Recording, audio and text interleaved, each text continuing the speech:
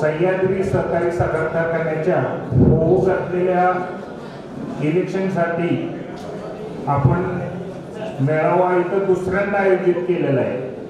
त्या मेळाव्यासाठी आपल्या कारखान्याचे चेअरमन माननीय बाळासाहेब पाटील, तसेच आमचे जयवंत दादा, अशोक दादा, मानसिंग दादा आमचे सिनियर, तसेच दुसरे सिनियर ॲडव्होकेट आमचे सतीश पाटील, बोडके दादा, आमचे मित्र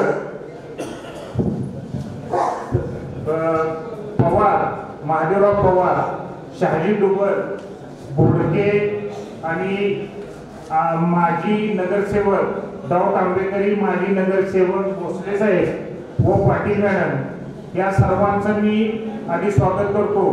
तसेच आपण सर्वजण इथं या मेळाव्यासाठी भरपूर जण उपस्थित राहिला त्याबद्दल पीडी पाटील पॅनेलच्या वतीने मी सर्वांचं स्वागत करतो।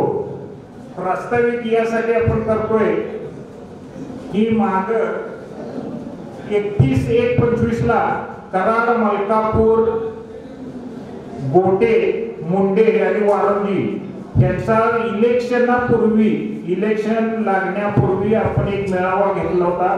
तो सुरुवातीचा पहिला मेळावा इलेक्शनचा आपण घेतला होता। त्यावेळेला आपण सर्वांनी पीडी पाटील पॅनेलच्या पाठीमागे पूर्णपणे ताकदीने उभं राहणार असल्याचे आपण त्यावेळेला बाळासाहेबांना ग्वाही दिली होती। त्यानंतर आज दुसऱ्यांदा आपण मेळावा घेतोय। त्यानंतर इलेक्शन लागलं, इलेक्शन मध्ये 3 पॅनेल पडली। 3 पॅनेल नंतर आपण इथल्या कार्यकर्त्यांनी कराड मधल्या जवळजवळ प्रत्येक धरती आपण 2 वेळा फिरून झालेले आहे। प्रत्येक सभासदाला बाळासाहेब आम्ही 2 वेळा फिरून प्रत्येकाला वैयक्तिक भेटी घेतलेल्या आहे। त्यामुळं आज आपण इथे जे उपस्थित आहोत सर्व की हे बाळासाहेबांच्यावर असणाऱ्या प्रेमासाठी व कारखाना वाचवायचा आपल्याला, यासाठी आपण सर्वजण उपस्थित राहिला। दुसरी एक महत्वाची गोष्ट, या कारखान्याच्या इलेक्शनमुळे आमची पाटील भाऊके ती परत एकत्र झालेले। माझं बाळासाहेबांना किंवा दोन्ही दादांना विनंती राहील की ही भाऊकी जी एकत्र झालेली ती कायम एकत्र राहावी, कारण नंतर पुन्हा दुसऱ्या इलेक्शनला, नगर परिषदेला किंवा इतर इलेक्शनला भाऊकीचं कुठेही विदुष्टी येऊ देऊ नये, यासाठी सर्वांनी जबाबदारी घ्यावी। आणि भाऊकी एकत्र आहे, भाऊकीवर ज्यावेळेस संकट येईल त्यावेळेस भाऊकी एकत्र येऊ शकते हे सगळ्या सभासदांनी दाखवून द्यायचंय। दुसरं महत्वाचं, आता हे इलेक्शन जे आहे ते 5 तारखेला इलेक्शन होऊ घातलेलं आहे। कराड शहरातलं, मलकापूर आणि इतर आसपासच्या गावाचं मतदान हे आपल्या 9 नंबरच्या शाळेत म्हणजे गणपतीच्या पडद्यात तिथे इलेक्शन आहे, आपलं तिथं मतदान होणार आहे। प्रत्येकाला आता जबाबदारी एकच आहे की प्रत्येकाला आपापले मित्र असतील, सभासद जेवढे पै पाहुणे असतील त्या पै पाहुण्याला ह्या पीडी पाटील पॅनेलच्या पाठीमाग खंबीरपणे उभं राहण्याचं आणि त्यांना मतदान करण्याचं प्रत्येकानं आव्हान करणं गरजेचं आहे आणि प्रत्येकाने आव्हान केलं पाहिजे। सुरुवातीला ज्यावेळेला मेळावा घातला त्यावेळेला इलेक्शनचं चित्र स्पष्ट नव्हतं, आता चित्र स्पष्ट झालंय। आपण त्यावेळेला निर्धार केला होता की आपलं पॅनेल चांगल्या मताने निवडून येईल, पण आता बघितलं तर 3 पॅनेल झाले। तर बाळासाहेब मी आपल्या कराडच्या वतीनं आणि सगळ्या सभासदांच्या वतीनं ग्वाही देतो की नुसतं चांगल्या मताने नाही, भरपूर मताने आपण पॅनेल हे 3 पॅनेल झाल्यामुळे आपलं पॅनेल निवडून येईल याची मी खात्री देतो। सर्वांचं पुन्हा एकदा स्वागत करतो आणि आपण सर्वजण येताना त्याबद्दल सर्वांचं स्वागत करतो। तसेच आता माननीय श्री सुभाष डुबल इथं आले झाले, त्यांचे स्वागत करतो।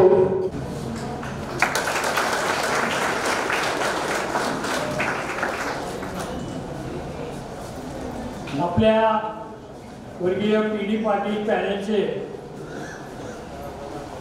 प्रमुख आणि सह्याद्री सहकारी साखर कारखान्याचे चेअरमन माजी सहकार मंत्री माननीय बाळासाहेब पाटील, या मंचावर असलेले माझे सहकारी माननीय जयवंतराव पाटील, अशोकराव पाटील, आणि या मंचावर असलेले सर्व सन्माननीय माझे सहकारी आणि प्रामुख्यानं आजच्या या कार्यक्रमासाठी सह्याद्री सहकारी साखर कारखान्याचे सन्माननीय कराड गटातील सर्व सन्माननीय सभासद बंधू आणि भगिनी, आज आपल्या या कराड गट नंबर 1 यामधील सन्माननीय सभासदांची आज रोजी ही सभा आपण आयोजित केलेली आहे. आता या ठिकाणी सुरुवातीला मला बोलायला सांगितल्यामुळं आणि थोडक्यात बोला, पण एकाने मात्र सांगितले की रविवार आहे, सुट्टी आहे, काय बोलायला हरकत नाही. परंतु या निवडणुकीच्या संदर्भात मी जे काय बोलणार आहे ती माझ्या व्यवसायाच्या संदर्भातच मी बोलणार आहे.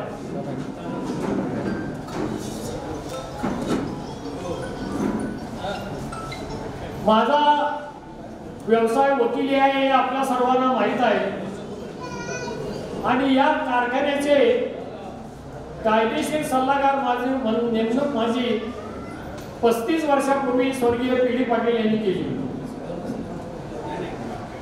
आणि ज्या वेळी त्यांना लक्षात आलं की या माणसाला काहीतरी कायदा थोडा कळतो, यानंतर स्वर्गीय पी.डी. पाटील यांनी माझी या कारखान्याचे कायदेशीर सल्लागार म्हणून नेमणूक. या दृष्टिकोनातून गेल्या 52 वर्षामध्ये मी माझ्या वकिलीचा व्यवसाय करत असताना जे सह्याद्री सहकारी साखर कारखान्याच्या कारभारासंबंधी 1973 पासून पहिला हंगाम 1974 ला झाला, त्यावेळेपासून आज तागाय त्या कारखान्याचा संपूर्ण कारभार, त्या कारखान्याचे संचालक मंडळ आणि ते करत असलेला कारभार हे मी प्रत्यक्ष डोळ्यानं पाहणारा एक साक्षीदार आहे. 73 पासूनच्या आजपर्यंतच्या जेवढ्या काही निवडणुका झाल्या त्या संपूर्ण निवडणुकीमध्ये सक्रिय भाग मी स्वर्गीय पी.डी. पाटील यांच्या बरोबर घेतलेला. आता त्या दृष्टिकोनातून विचार केला तर स्वर्गीय यशवंतराव चव्हाण यांच्या प्रवर्तक ते होते आणि त्यांनी या कारखान्याची जबाबदारी स्वर्गीय पी.डी. पाटील यांच्यावर सोपवली. त्यावेळेपासून आज तागाय 50 वर्षापेक्षा जास्त कालावधीचा होऊन या सह्याद्री सहकारी कारखान्याचं पहिलं जर महत्वाचं वैशिष्ट्य काय असेल तर या कारखान्याचा कारभार हा कसल्याही प्रकारचा करप्शन किंवा लाचलुचपत किंवा बेकायदेशीरित्या कारभार चाललेला आहे असं महाराष्ट्रातल्या अगदी कुणालाही धाडस झालेलं नाही, ही सत्य वस्तू. मग हा कारभार करत असताना म्हणून मी पहिल्यांदा आपल्याला सांगितलं की माझ्या व्यवसायाच्या दृष्टिकोनातून मी फक्त बोलणार आहे. तर साहेबांचं एक मत होतं की जी संस्था सह्याद्री सहकारी साखर कारखाना हा महाराष्ट्र सहकारी कायदा आणि नियम आणि त्या कारखान्याचे नियम बायलॉज जी संस्था कायदा आणि नियम यातल्या पालन करून जी संस्था चालते ती संस्था लौकिक पदाला जाते. म्हणून पहिलं वैशिष्ट्य काय असेल सह्याद्री सहकारी कारखान्याचं तर ज्या कायद्यातल्या तरतुदीप्रमाणे कारखाना चालतो, ज्या बायलॉजच्या तरतुदीप्रमाणे कारभार केला जातो, त्यातल्या कुठल्याही नियमाला कायद्याला तडा न देता आजपर्यंत शिस्तीला धरून कायद्याला धरून हा सह्याद्रीचा कारभार चालू आहे. आता त्याचं वैशिष्ट्य काय आहे, महाराष्ट्रामध्ये या कारखान्याच्या ज्या मीटिंग्स होतात त्या मीटिंगचा आहे त्याचं प्रोसिडिंग कसं लिहावं, त्याचे रेकॉर्ड कसं असावं, हे महाराष्ट्रामध्ये जर पाहिलं तर सह्याद्री कारखान्याच्या सारखं रेकॉर्ड संपूर्ण महाराष्ट्रामध्ये दुसऱ्या कुठल्याही कारखान्याचं आढळून येणार नाही. हा नंबर 1चं वैशिष्ट्य. कारण संपूर्ण कायद्याप्रमाणे चालणारा हा कारखाना आहे। दुसरं वैशिष्ट्य असं आहे जे अचूक विचार केलं जातं की या ठिकाणी जो कारखाना आहे हे पी.डी. पाटील पॅनेलचं नाव जे आहे त्याला पी.डी. पाटील पॅनेल हे नाव का दिले तर ते फाउंडर मेंबर आहे स्वर्गीय यशवंतराव चव्हाणांनी ती धुरा पी.डी. पाटलांच्यावर सोपवली आणि त्यांनी जो कारभार आज 50 वर्षामध्ये जे फाउंडेशन उभं केलं त्याचं सर्व श्रेय स्वर्गीय पी.डी. पाटील आहे। आणि स्वर्गीय पी.डी. पाटील काय म्हणायचे हा कारखाना माझ्या सभासदांचा आहे, या कारखान्याचे मालक सभासद आहेत, हा कारखाना माझा एकट्याचा संचालकांचा नसून हा सगळ्या 38,000 सभासदांचा आहे। आता या कारखान्याच्या स्वरूपात एक उदाहरण तुम्हाला सांगतो की कारखान्याच्या सभासदांना साहेब कसे आदर देत होते, रिस्पेक्ट देत होते। एक दिवस आम्ही मुंबईवरून कराडला येत होतो, 2 वाजताच्या सुमाराला दुपारी 2 वाजण्याच्या सुमाराला उंबरठ इथं आल्यानंतर साहेब म्हटले की एवढ्या लवकर घरी जाऊन काय करायचं, आपण कारखान्यावर जाऊया। मग कारखान्यावरून आम्ही गाडीने येत होतो, मधू ड्रायव्हर मधू कांबळे आपल्याला माहित आहे तो गाडीवर ड्रायव्हर होता। रस्त्यात उंबरठवरून येत असताना रस्त्यात एक घोंगडा घेऊन एक साधारणतः 80 वयाचा मनुष्य हात वर करत होता। साहेब म्हटले मधू अरे कोणतरी आपल्याला थांबा म्हणते, गाडी थांबवली, साहेबांनी त्याला गाडीत घेतला आणि कुठं जायचं आहे म्हणून विचारलं तर ते म्हणले मला शिरोड्याला जायचं।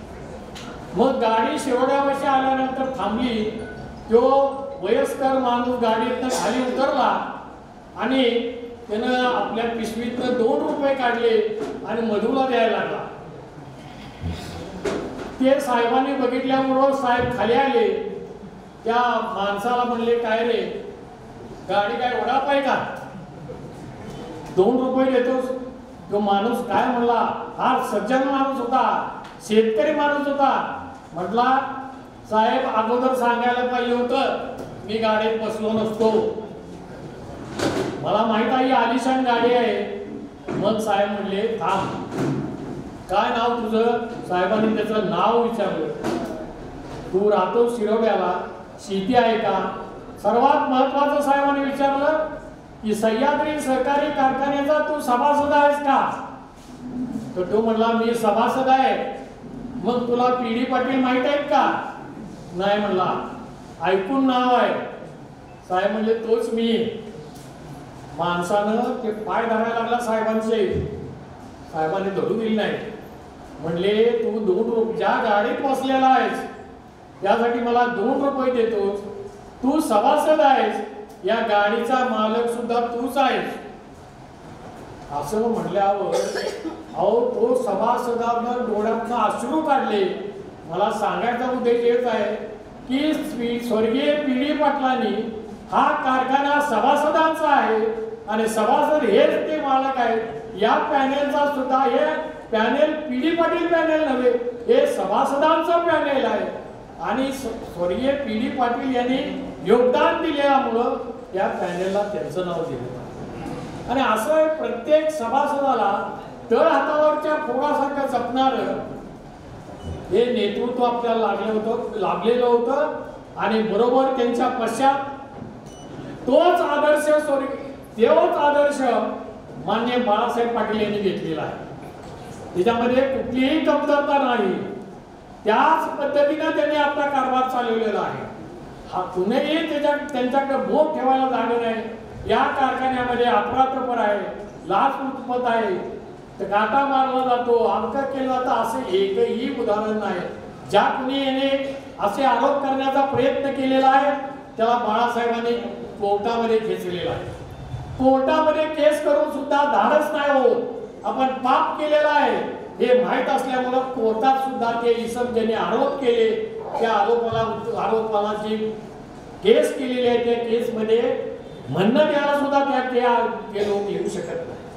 म्हणजे एवढा दरारा माननीय चेअरमन साहेबांचा आहे आणि कारभारावर कुठेही बोट ठेवण्यासारखी जागा तिथं नाही। आता आम्ही अनेक वेळा समज होतो. मला सांगा, कोर्ट कचेऱ्या म्हणून मी वकील आहे त्या 35 वर्ष त्या कारखान्याचा, काय कारखान्याची फार मोठी कामं असतात का हो? काही नसतात. त्याचं कारण काय आहे? आपल्या कारखान्यामध्ये कसल्याही प्रकारचे वाद होऊ नये, भांडण तंटा नसावे, वाद निर्माण झाले कुठल्याही प्रकारचे कोर्ट कचेऱ्या नसाव्यात या मताचे स्वर्गीय पी.डी. पाटील होते आणि तोच वारसा चेअरमन साहेबांनी चालू ठेवलेला आहे. आणि मला अडचण होती की आता हे कसे काय हँडल करणार. त्यांच्या पुढे हायकोर्टमध्ये विद्वान वकील जातात, पुण्याचे बॉम्बेचे मोठमोठे वकील, सहकारामधले लौकिक मिळवणारे वकील त्या ठिकाणी शासनाच्या पुढे काम करतात. परंतु त्या ठिकाणी ज्या कालावधीमध्ये आमदार साहेबांनी जज म्हणून काम केलं त्यामध्ये कसल्याही प्रकारची कमतरता येऊ दिली नाही आणि एकापेक्षा एक वैशिष्ट्यपूर्ण निकाल त्यांनी जज या नात्याने त्या ठिकाणी दिलेला आहे. आपल्या सभासदांना, बऱ्याच सभासदांना ही गोष्ट माहिती आणि आम्हाला सुद्धा नंतर आश्चर्य वाटलं. आम्ही आमच्या बारमध्ये सतीश पाटील आहे, सतीश पिसाळ आहे, आम्ही चर्चा करायचो की आता बाळासाहेब काय करणार. परंतु वैशिष्ट्यपूर्ण तुम्हाला सांगतो की तोंडात बोट घालावं लागेल अशा आमच्या वकिलांनी सुद्धा आश्चर्य व्यक्त केलं की बाळासाहेबांनी कुठल्याही प्रकारचे अडचण येऊ न देता जे जे त्यांच्या समोर मॅटर्स आले मोठमोठ्या विद्वान वकिलांनी त्यांच्या पुढे आर्ग्युमेंट केलं आणि त्या सगळ्यांचे निकाल त्यांनी व्यवस्थित आणि चांगल्या प्रकारे दिले. हे आपल्या चेअरमन साहेबांचं वैशिष्ट्य आहे. तिसरं आणि सर्वात महत्वाचं की ते फार कमी बोलतात, पण जे बोलतात ते अर्थपूर्ण बोलतात. तुम्हाला माहित आहे एखादं स्टीलचं जर भांडं पडलं तर ते सगळ्यात ते कपाटात दान दान दान दान वाढतं. तसं अर्थ नाही, त्यामध्ये त्यात काय अर्थच नसतो. पण बाळासाहेब जे काय कुणाची तक्रारी असते, कुणाच्या काही जर अडचणी असतील तर त्या समजावून घेऊन सगळा त्याचा मुद्दा सगळा पुरापुस्तक त्याची चौकशी करून मगच निर्णय घेतात. आणि हे सगळ्यामध्ये त्याचं सर्वात कारण की या कारखान्याचा सभासद आणि चेअरमन आणि त्यांचं संचालक मंडळ यांच्यामध्ये समन्वय आहे. अत्यंत चांगल्या प्रकारचा समन्वय आहे. गेल्या 2-3 टर्म मध्ये निवडणुका झाल्या नाही त्यामुळे जरा समन्वयाची संबंध कमी आला, परंतु त्यांच्या स्वभावात आहे की असा प्रकारचा समन्वय ठेवला जातो. म्हणून हे पॅनेल जे आहे ते सभासदांचं पॅनेल आहे आणि सभासदांना माणुसकी या नात्यानं काम करणारे आपल्या बाळासाहेब. आता कारखान्यावर सगळ्या प्रकारचे कशा प्रकारे चालतो याकडचे सगळे लोक सांगणार आहेत. तर अशी या कायद्याच्या दृष्टिकोनातून जर विचार केला तर हा कारखाना अत्यंत कायद्यातील तरतुदीप्रमाणे, नियमातील तरतुदीप्रमाणे अत्यंत चांगल्या प्रकारचे चालू आहे. आणि आता 13,000 पर डे क्रशिंग होणार, त्यामुळे जी तक्रार आहे थोड्या बहुतची ती सुद्धा दूर होणार आहे. एवढं या कारखान्यासंबंधी कायद्याच्या दृष्टिकोनातून जे मला सांगता येईल तेवढं मी सांगितलेलं आहे. या दृष्टिकोनातून आपण सर्वांनी विचार करावा आणि पी.डी. पाटील पॅनेलला तारीख 5/4/2025 रोजी 21 उमेदवार आपले आहेत. 21 उमेदवारांची चिन्ह कपशी आहे. ज्या ज्या ठिकाणी कपशी दिसेल त्या त्या ठिकाणी शिक्का मारायचा आहे आणि 21 उमेदवारांना आपण सर्वांनी प्रचंड बहुमताने निवडून द्यावं अशी मी आपल्याला विनंती करतो आणि माझे 2 शब्द संपवतो. जय सन्माननीय व्यासपीठ, महाराष्ट्र राज्याचे माजी सरकार मंत्री माननीय बाळासाहेब पाटील आणि समोर बसलेले माझे सर्व शेतकरी सभासद बंधू भगिनी, आज कराड गटाचे सभासद मेळाव्याचं घेण्याचं आयोजन करण्यात आलं. गेले 1 महिना झालं मी पहिल्यांदा सर्वांना आभार मानतो. गेले 1 महिना झालं तिथं जी सर्वजण कष्ट करतात त्यामध्ये दादा पाटील असतील, नितीन माने असतील, सौरभ तासे असतील, शिवाजी पवार असतील, पोपटराव सावंत असतील, सुरेशना पाटील असतील, या सर्वांनी भरपूर कष्ट केले आणि 1 महिना सर्व सभासदांच्या बरोबरी जाऊन प्रत्येकाला आपल्या पॅनेलची रूपरेषा काय आहे, कशा पद्धतीनं आजपर्यंत कामकाज केलेलं आहे कारखान्याच्या माध्यमातून ते सर्व सभासदांपर्यंत पोहोचवलं गेलेलं आहे. त्यामुळे मी त्या सर्वांचे आभार व्यक्त करतो. आज कारखान्याच्या माध्यमातून साहेबांनी सर्व सभासदांना योग्य न्याय दिला. गेले 50 वर्ष कारखान्याची कोणती तक्रार सभासदांपर्यंत आलेली आहे किंवा सभासदांनी पण केलेली आहे. योग्य दर अचूक काढण्याचा विषय असेल, प्रत्येक गोष्टीत पारदर्शकता ठेवली आणि आज प्रत्येक गोष्टीत पारदर्शकता ठेवल्यामुळं आज कारखान्याचं सह्याद्री पॅटर्न म्हणून नावारूपाला महाराष्ट्रात आलेलं आहे. या सर्व गोष्टीत विरोधकांनी चुकीच्या पद्धतीनं निरीक्षण पसरून चुकीच्या पद्धतीनं आपल्या कारखान्याबद्दल खोटी माहिती देऊन सभासदांना दिशाभूल करण्याचा प्रयत्न करतात. पण मला माहिती आहे आपलं सर्व सभासद हुशार आहे, त्यामुळे या सगळ्या भानगडी कोण पडणार नाही. आणि येणाऱ्या 5 तारखेला पिढी पाटील पॅनलचे कौबशीच्या चिन्हावर सर्व शिक्का मारून मोठ्या प्रमाणात विजय करतील ही आशा व्यक्त करतो. तुमचं जय हिंद. धन्यवाद. आपल्या कराडचे लोकप्रिय नेते सन्माननीय सारे माझे सगळे सहकारी आणि सन्माननीय व्यासपीठ आणि आपल्या कारखान्याचे सर्व सभासद आणि बंधू भगिनी त्यांचं मी स्वागत करतो. आणि ही मला जवळजवळ सगळे लोक मला ओळखतात, परंतु मी या कारखान्याचा एक कर्मचारी होतो हे ठराविक लोकांना माहीत आहे. तर मी कारखान्यात सर्व्हिसला म्हणजे 73 साली म्हणजे कारखाना सुरू व्हायच्या अगोदर म्हणजे कुठलाही हंगाम न व्हायच्या अगोदरपासून 2011 मध्ये मी रिटायर झालो. 36-40 वर्ष सर्व्हिस केली.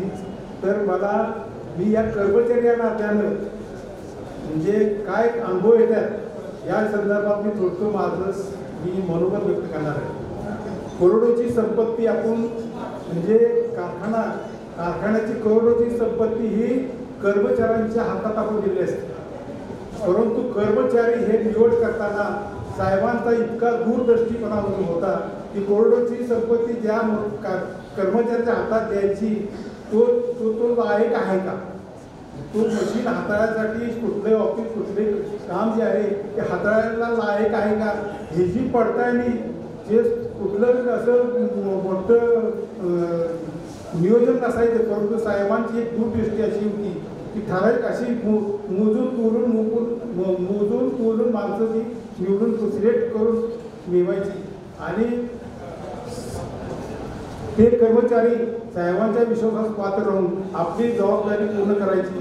आता ह्या इलेक्शनमध्ये कर्मचाऱ्यांच्या विषयी जे बोलले जाते तर थोडक्यात मला काय सांगायचं आहे की ह्या सर्व्हिसमध्ये साहेबांची चेअरमनशिप म्हणजे मोदी साहेब म्हणजे आदरणीय पी डी पाटील साहेब यांचं चेअरमनशिप बघितली, बाळासाहेबांची चेअरमनशिप बघितली, पण आमच्या या सर्व्हिसच्या पिरियडमध्ये 40 वर्षाच्या पिरियडमध्ये कुठल्याही कर्मचाऱ्याला अपमानास्पद वागणूक कधी दिली गेली नाही. कुठल्याही कर्मचाऱ्याला अपमानास्पद वागणूक दिली गेली नाही. कर्मचाऱ्यावर पूर्ण विश्वास ठेवून कर्मचाऱ्यांनी आपलं जे सगळं म्हणजे कौशल्य जे पणाला लावून म्हणजे कारखान्यात सुरक्षितता ही फार महत्त्वाची असते. तर सुरक्षेचे देश पातळीवरचे अवॉर्ड जे ते आपल्या कर्मचाऱ्यांनी आपल्याला मिळवून दिलेले म्हणजे कसं तर त्या जवळजवळ या पिरियडमध्ये माझ्यासोबत एक अपघात झाला. एक अपघात झाल्यानंतर त्या ज्या कर्मचाऱ्याच्या कुटुंबावर जो आघात आला तर तो आघाताला साहेबांनी म्हणजे ते जिथल्या ते सोडून दिलं नाही तर त्या कर्मचाऱ्याच्या वारसांना परत आणायला लावलं आणि परत म्हणजे भरलेली गेलेली जागा काय केली वारसाला दिली, कोणाला एका सर्व्हिसला आणायला लावलं. म्हणजे ही जी माणुसकीची वृत्ती जी आहे ती फार मोठी आहे. आज या कारखान्याचं वैभवाचा काल जो आहे तो असाच चालत राहणार आहे. म्हणजे 1250 वरनं आता 10,000 कॅपॅसिटी पण आपण जो चाललेला आहे. तर ह्या कारखान्यात कुठली कधी संकट आली नाही, ते येणार नाही. हे जोपर्यंत साहेबांचं नेतृत्व आहे या नेतृत्व जोपर्यंत आहे तोपर्यंत कुठलेही संकट येणार नाही. कारण या आपल्या 5 तालुक्यात साहेबांच्या विचारांना साहेबांना मानणारं जे नेतृत्व जे आहे गावोगावचं जे सगळे आर्थिक सोसायट्या म्हणतो ना, कर्ज पुरवठा करणाऱ्या सोसायट्या, पाणी पुरवठा करणारे म्हणजे इरिगेशन आणि ग्रामपंचायती, कुठली किती संस्था मी तुम्हाला तुमच्याकडे सांगू, सगळ्या संस्था ज्या आहेत त्या सगळ्या संस्था साहेबांना मानणार आहे. कुठलंच ग्रामपंचायत किंवा सोसायटी बँक कुठली असू दे, ही साहेबांना मानणारे, साहेबांचं नेतृत्व मानणारे.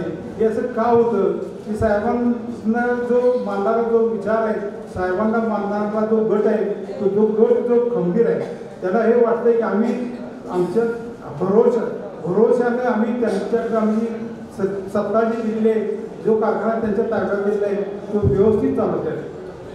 आणि कर्मचाऱ्यांना तर आणखी बोलायला म्हटलं तर कधीही कर्मचाऱ्यांचे पगार थटले नाही, कधी कुठल्याही कर्मचाऱ्यांचे पगार थटले नाही. वेळच्या वेळेला पगार, जशी वेळच्या वेळेला बिलं होत आहेत, दिवसाची बिलं वेळच्या वेळेला होत आहेत, तशी कुठलीही टेंडर असते काही असते म्हणजे कुठल्याही बिलाची अडकाठी येत नाही आणि वेळच्या वेळेला पेमेंट होऊन जातं. आणि ही जी आपला जो कारखाना आहे विकासाची गंगा आहे, विकासाचा एक मार्ग आहे. या विकासाच्या मार्गात जे काही अर्थ येत असतील तर आज मला तर आवडत आहे की मला थोडक्यात लोकांनी सांगितलं तुम्ही बोलला तर मला माझंही थोडंसं मनोगत अशासाठी व्यक्त करतो की येणाऱ्या या निवडणुकीला आपण साहेबांच्या पाठीशी ठामपणे उभं राहून भरपूर मतांनी निवडून द्यायचं आहे. याच्या अगोदर काही अशी लाडकी बहीण लाडके वादा अशी येऊन गेले, पण आता आपण हे सभासद लाडके साहेबांचे लाडके सभासद आहे, साहेबांचे लाडके सभासद आहे. तर आपण ही लाडकेपणा जो शब्दाचा वाक्प्रचार जो आला आहे त्या लाडक्यापण म्हणजे प्रेमातनं साहेबांच्या प्रेमासाठी आपण संपूर्ण जे आहे ते मतदान करायचं आहे. कबशीची चिन्ह आहे तर मतदान करताना बी गट वाईज मतदान करायला लागतं. आणि जे स्थिती राखीव असू दे, ओबीसी राखीव असू दे, वेगवेगळी मतपत्रिका असतील, वेगवेगळ्या मतपत्रिकेला दोन किंवा तीन असं जी समजून सांगतील येतील त्याप्रमाणे आपण करायचं, मतदान करायचं. थोडं मी माझं वाचून सांगतो. इथे जमलेले सर्व शेतकरी सभासद आणि आदरणीय व्यासपीठावरील माजी महाराष्ट्र राज्याचे माजी सहकार मंत्री आदरणीय बाळासाहेब पाटील, देवेंद्र पाटील, दादा अशोक पाटील आणि इतर व्यासपीठावरील मान्यवर यांना सर्वांना गुढीपाडव्याच्या पर्यंत मी शुभेच्छा देतो. इथं मी थोडक्यात माझं बोलणं आवडतो. इथं मी सर्वप्रथम एक खुलासा करावासं वाटतंय, कारण की आता काळाची गरज आहे असं वाटतंय. ॲक्च्युली यापूर्वी करणं गरजेचं नव्हतं, पण आता विरोधकांनी हा खुलासा करायला पाहिजे असं वैयक्तिक मला वाटतंय.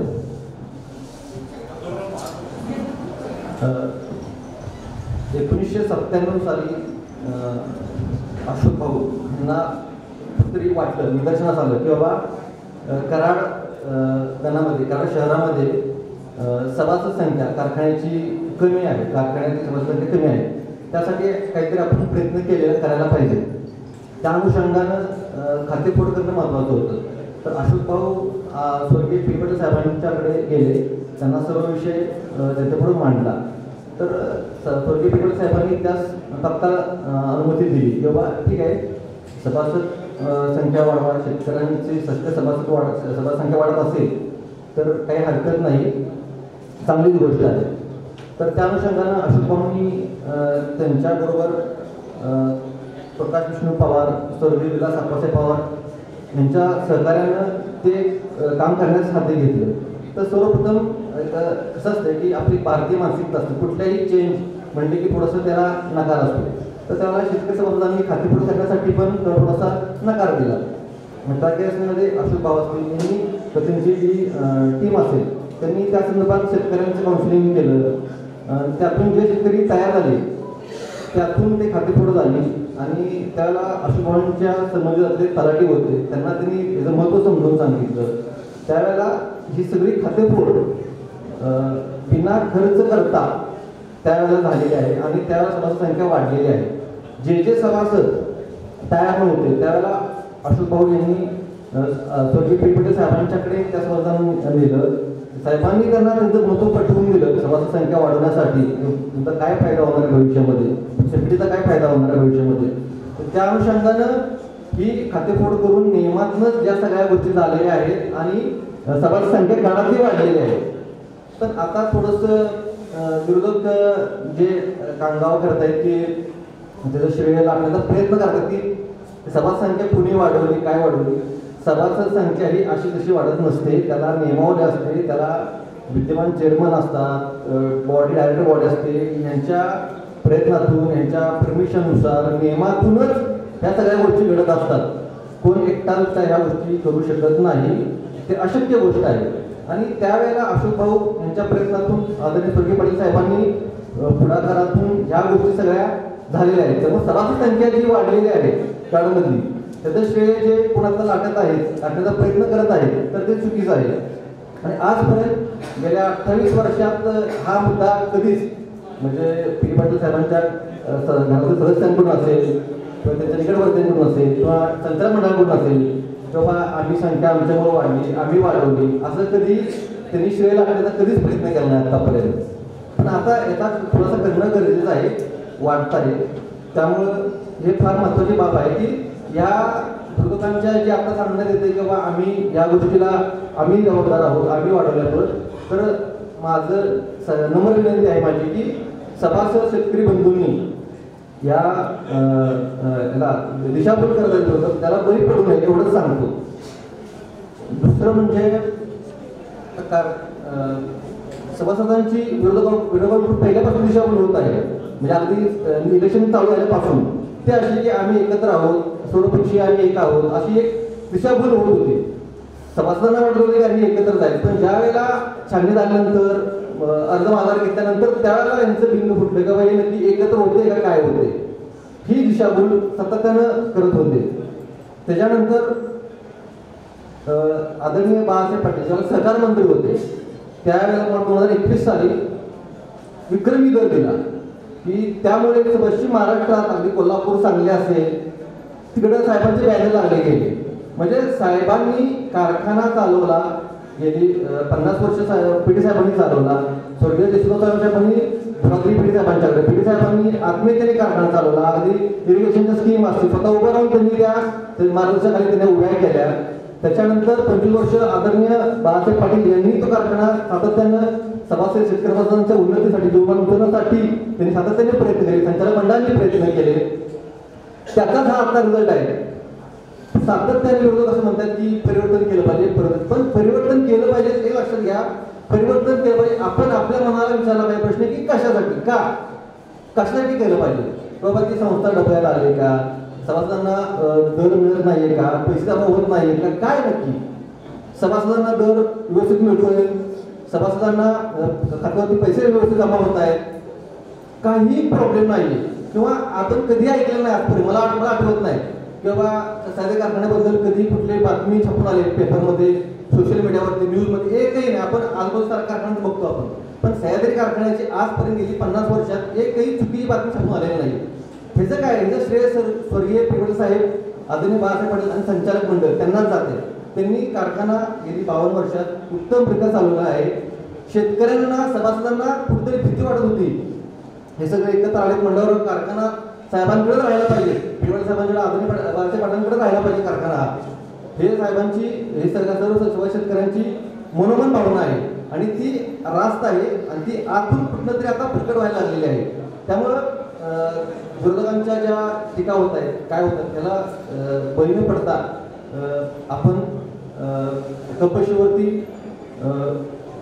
शिक्का मारून पी पाटील पॅनलला प्रचंड बहुमताने विजय केला पाहिजे. अजून एक विरोधक इथे टीका अजून एक करत आहे की एक्सपान्शनला एवढा खर्च आला, तेवढा खर्च आला. एक साधं, मी इंजिनियर आहे, कुठली शुगर फॅक्टरी असेल, मॅन्युफॅक्चरिंग इंडस्ट्री असेल, टेक्स्टाईल इंडस्ट्री असेल, ह्या सेक्टर आहेत. या प्रत्येक सेक्टरमध्ये कुठलंही एक्सपान्शन करायचं असेल तर त्या जरी सेम शुगर फॅक्टरी जरी सेम असली तरी त्या फॅक्टरीचं तिथलं भौगोलिक वातावरण असेल, तिथली कारखान्याची रिक्वायरमेंट काय आहे, हे सगळं पडताळूनच त्याचं काय ते कोटेशन येतं किंवा त्याचा काय तो खर्च येतो. प्रत्येक ह्या कारखान्याला एवढा खर्च आला म्हणजे आपल्याला एवढा खर्च येईलच असं नसतं. कोणत्या इंडस्ट्रीमध्ये जावं. मला आश्चर्य वाटतं की आज जे विरोधकांमध्ये जे संचालक मंडळाने जे उभे राहिले आहेत, म्हणजे बेसिक गोष्टी आहेत, FRP काय असते, रिकव्हरी काय असते, ऊस वर्षाला गाळप किती होतो, कोणत्या ठिकाणी किती लोक असतात, ह्या ज्या गोष्टी पण त्यांना साध्या गोष्टी माहीत नाही आहेत. अशा लोकांच्या हातात आपण कारखाना देणार आहोत का, याचा सर्वशक्ती समाजांनी विचार करायला हवा एकदा. कारण की इथं एकीकडे विरोधक आणि इकडं सत्ताधारी, एकीकडे असे आहेत की अनुभव शून्य आहे, इकडं अनुभव प्रचंड आहे. मग आपण अनुभवाकडे जायचं का शून्य अनुभवाकडे जायचं हे आपणच ठरवायचं. त्यामुळं मी आपणास सर्वशक्ती समाजांना आवाहन करतो, विनंती करतो की आदरणीय पी पाटील साहेब पॅनेलला प्रचंड बहुमतांनी विजयी करून कबशीच्या हातावर कबशीच्यावरती शिक्का मारून आपण प्रचंड बहुमतांनी विजयी करा आणि आपला सार्थ विश्वास हा आदरणीय विद्यमान चेअरमन बाळासाहेब पाटील संचालक मंडळावर दाखवाल अशी मला आशा आहे. धन्यवाद. कराड शहर सह्याद्री पी पाटील पॅनेलचा संवाद मेळावा संपन्न होत आहे. प्रथमतः उपस्थित सर्व सभासदांना, मान्यवरांना आज गुढीपाडव्याच्या शुभमुहूर्ताच्या मी सगळ्यांना शुभेच्छा देतो. तसेच आज कुलस्वामी ज्योतिबाचा पण रविवार आहे. मंगळवार पेठेत कन्याशाळेत हा संवाद मेळावा संपन्न होत आहे. या मेळाव्यासाठी अनेक दिवस झालं, म्हणजे फेऱ्या आपल्या कार्यकर्त्यांच्या सभासदांच्या घरी 2 वेळा झालेल्या आहेत. मी आज या ठिकाणी या कार्यक्रमास उपस्थित असलेले या पॅनेलचे मार्गदर्शक माजी सहकार व पणन पालकमंत्री माजी बाळासाहेब पाटील, तसेच व्यासपीठावरील सर्वच मान्यवर आणि महत्त्वाचे उपस्थित असलेले सर्व सभासद बंधू भगिनी व पत्रकार, आज या ठिकाणी हा कारखाना 52 वर्ष झालं सुरू आहे. 1952 साली स्वर्गीय यशवंतरावजी चव्हाण साहेबांनी संकल्पना मांडली आणि हा कारखाना सुरू झाला. यावेळी पी डी पाटील साहेबांना त्यावेळी त्यांचे सहकारी विश्वास होते, त्यांच्या सहकाऱ्यांनी यावेळेला हा कारखाना उभारणी करण्यासाठी सर्व प्रयत्न केले आणि चांगल्या पद्धतीनं हा सह्याद्री कारखाना चालू लागला. सुरुवातीला 1250 टन गाळप झाले. त्यानंतर वाढत आज 10 ते 12,000 पर्यंत आपला आकडा गेलेला आहे. म्हणजे आता कारखान्याचं काम एक्सपान्शनचं चालू आहे अंतिम टप्प्यात. परंतु हे काम विरोधक टीका करतात की इतके वर्ष झाले काय अजून झालं नाही. परंतु काम कायम व भरोशाचं काम होणार आहे, त्यामुळे याला वेळ लागणार आहे. परंतु कायमचा हा विषय मिटणार आहे आणि ऊस वाढ जी होती आपली ती वेळेवर तोड होईल. कारखान्यामध्ये आलेल्या अनुभव संदर्भात कारखान्याचे ऊस लागण झाली की प्रोग्राममध्ये लगेच नोंद होते. तसेच ऊस तोड झाल्यानंतर वजनाच्या स्लिपा तुम्हाला मोबाईलवर लगेच मेसेज येतात आणि ऊस गेल्यानंतर वजन काढण्यासुद्धा तुम्हाला मोबाईलवर एवढं सुविधा ॲडव्हान्स टेक्नॉलॉजीप्रमाणे केलेले आहे. आणि कारखाने इथं जे आपण महाराष्ट्रातले बघतो त्यामध्ये पश्चिम महाराष्ट्रात सगळ्यात जास्त दर देणारा आपला सह्याद्री सहकारी साखर कारखाना आहे. चांगला दर आपल्याला 3204 दिला आहे, आणखी 50 देणार आहे. म्हणजे सर्व बाबतीत सर्वांनी विकास करण्यासाठी माननीय बाळासाहेब पाटील यांनी हा वारसा चालवलेला आहे. त्यांचे सर्व सहकारी संचालक कर्मचारी यांनी सहकार्य केलं. आज सुद्धा येत्या 5 तारखेला शनिवारी मतदान आहे. हे मतदान कराड शहराचं 9 नंबर शाळेत होणार आहे आणि सकाळी 8 ते 5 टायमिंग आहे. आणि त्यामध्ये आपण सर्वांनी सकाळपासूनच जे बाहेर असतील त्यांना आदल्या दिवशी बोलवून घ्या किंवा ज्यांना कुठं दुपारी बाहेर जायचं एकही मत राहता कामा नये. सर्वांनी कपशीच्या चिन्हावर शिक्का मारून आपले 21 उमेदवार आहेत. बाळासाहेब पाटलांनी उमेदवार जे घेतलेले 21 हे सर्व समतोल राखून सर्व समावेशक सर्वांना नवीन चेहऱ्यांना संधी दिलेली आहे. सर्व चांगले उमेदवार या ठिकाणी निवडलेले आहेत.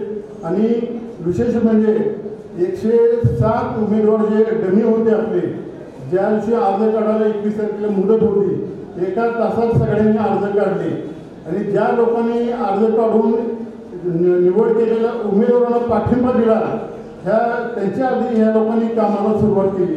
म्हणजे असे खंबीर नेतृत्व विश्वास असलेलं अभ्यास नेतृत्व आपलं बाळासाहेब पाटील त्यांच्याकडे आहे. सर्व संचालक जे निवडलेले ते चांगले आहेत, सर्व भागातले सर्व समावेशक आहेत. आणि दुसरी विषय म्हणजे विरोधकांना आपल्याबद्दल टीका करायला कुठलाच मुद्दा नाही आहे. टीका जरी केली तरी त्यामध्ये काय तथ्य नाही.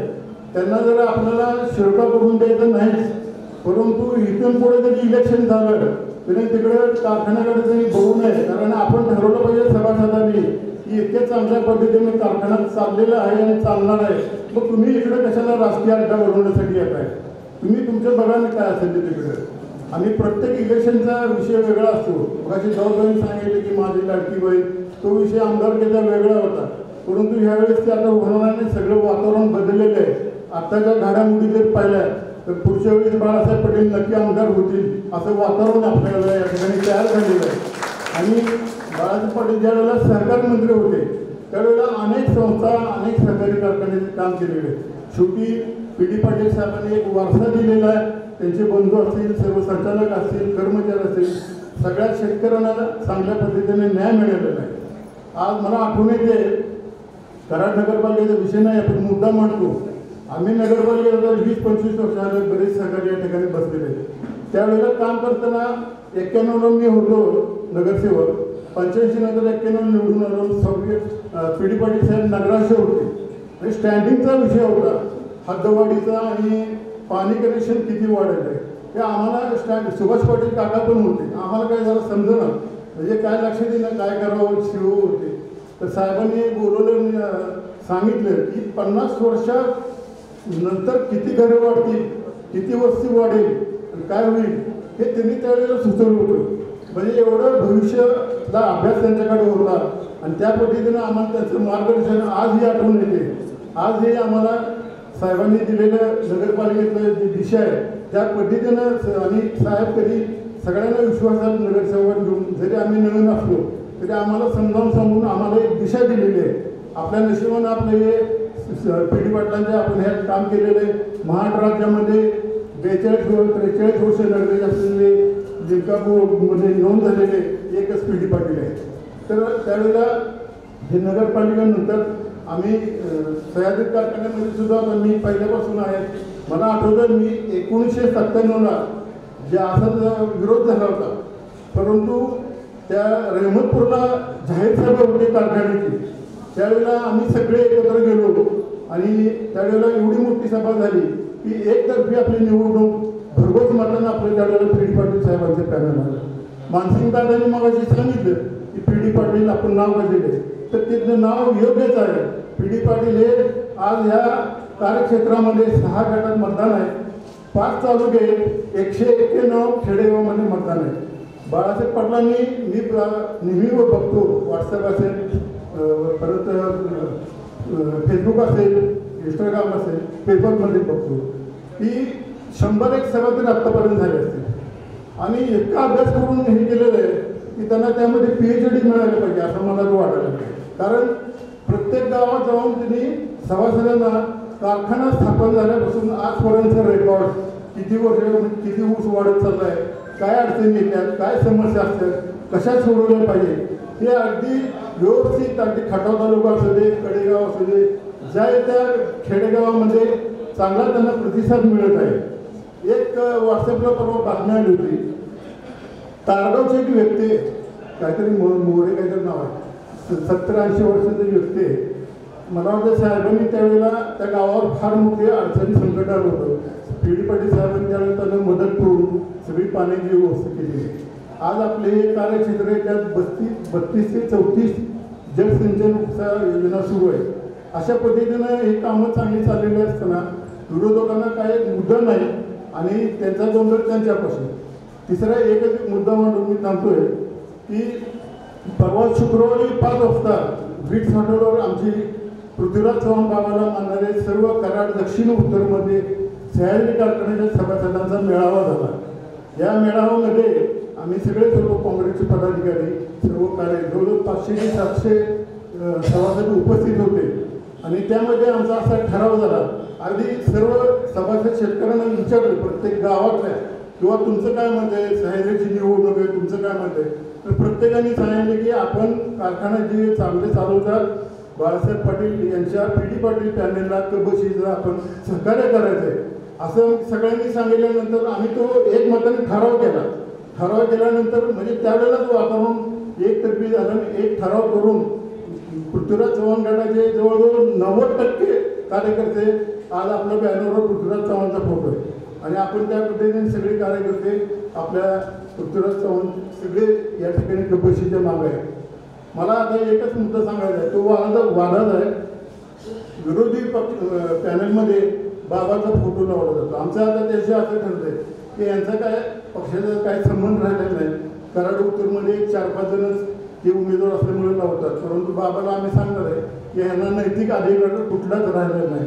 कारण का तर तुम्ही डायरेक्ट भाजपच्या लोकांवर पत्रकार परिषदेमध्ये त्यांच्या कमळाचं चिन्ह मागे पुढे पत्रकार परिषदेमध्ये काँग्रेसचे म्हणून बसतात. तिथे तुमचा विषय संपलेला आहे. त्यांचा आम्ही राजीनामे घेणार आहे आणि सगळी नवीन कमिटी करणार आहे. अशा पद्धतीनं सर्वीकडून आपल्याला या ठिकाणी पाठिंबा आहे. तरी पण आपण घाळ राहायचं नाही. रात्र वैरीचे जरी वातावरण चांगलं असतं, त्यांची किती चॅलेंज झाली तरी आपल्याला सर्व कार्यकर्ते आपण एकत्र बसून मोर्चेवर जे मतदान होणार आहे शनिवारी आपण आणखी सगळीकडे भेटीगाठी होणारच आहे. परंतु विरोधकांना त्यांच्या टीकेला उत्तर आपण असे द्यायचे की मतदान हे कबशीच्या चिन्हावर सगळ्यांनी 21 चिन्ह हे करून बॅलेट पेपरवर आहे. आता काय मशीनचा काय विषय नाही, त्यामुळे गोंधळ काय नाही. त्यामुळे सगळं आपलं बॅलेट पेपर होणार आहे. मतदान टक्केवारी आपली वाढवायची. आपण आपल्या कराड शहरात आपण काय ज्या त्या भागातले मतदान आणून कराड शहरामधील रेकॉर्ड ब्रेक मतदान टक्केवारी आपण करू आणि जास्तीत जास्त मतदान आपल्या कबशीला सगळ्यांनी आपण करून चांगल्या मतानं पी.डी. पाटील पॅनेल भरघोस मताने निवडून येणारच. 1,00,000% 100% म्हणतात सगळे, पण मी 1,00,000% म्हणतो. 1,00,000% पाटील पॅनेल येणार आहे. फक्त कुठल्या चर्चेला अफवेला बळी पडू नका एवढंच मी या ठिकाणी सांगतोय. आणि पुन्हा एकदा सर्वांचे आभार मानून मी माझे 2 शब्द संपवतो. जय हिंद, जय महाराष्ट्र. आज या ठिकाणी सह्याद्री सहकारी साखर कारखान्याचे इलेक्शन होऊ घातलेल्या दिनांक 5 तारखेला कराड सिटीतला सर्व सभासद मेळावा संपन्न झाला. त्या मेळाव्याला उपस्थित असलेले सह्याद्री सहकारी साखर कारखान्याचे चेअरमन बाळासाहेब पाटील, मानशीराव पाटील, ॲडव्होकेट सतीशराव पाटील, सुभाषराव डुबर, अशोकराव पाटील, सुभाष घोडके, संभाजी सुर्वे, बाबासाहेब भोसले, दाऊद सुतार, घोडके, महादेव पवार, शहाजी डुबर, अरुण पाटील, आमचे सहकारी माजी नगराध्यक्ष विद्याराणी साळुंके, जाधव वहिनी, सर्व सभासद आज या ठिकाणी मी आता बऱ्याच सगळ्याला किंवा बऱ्याच ठिकाणी जातोय. तर एकच आता सांगण्याची इच्छा आहे की साहेबा जो भ्रष्टाचाराचे आरोप जे करतायत सध्याचे आमदार, जेवढे आरोप केले आजपर्यंत एकही सिद्ध करता आलं नाही. साहेबांनी प्रत्येक सभेत त्याचं विश्लेषण केलं, त्याला तिने एकही उत्तर दिलं नाही. बाबा काटामार मारते तर काटामार मारते तर ते सांगायला पाहिजे. ह्याच्यात भ्रष्टाचार झाला आहे, त्यात भ्रष्टाचार झाला आहे ते सांगायला पाहिजे. नुसतं मोगम बोलायचं की भ्रष्टाचार झाला, कशा भ्रष्टाचार झाला हे लोकांना पटवून सांगा ना. त्याला साहेब त्याला उत्तर देतील, पण त्याचं उत्तर येत नाही. नुसता भ्रष्टाचार झाला. आणि या कारखान्यात सभासदांवर सारखं सभासदांना ही वागणूक दिली. आता कामगाराला ती वागणूक दिली, ती वागणूक दिली.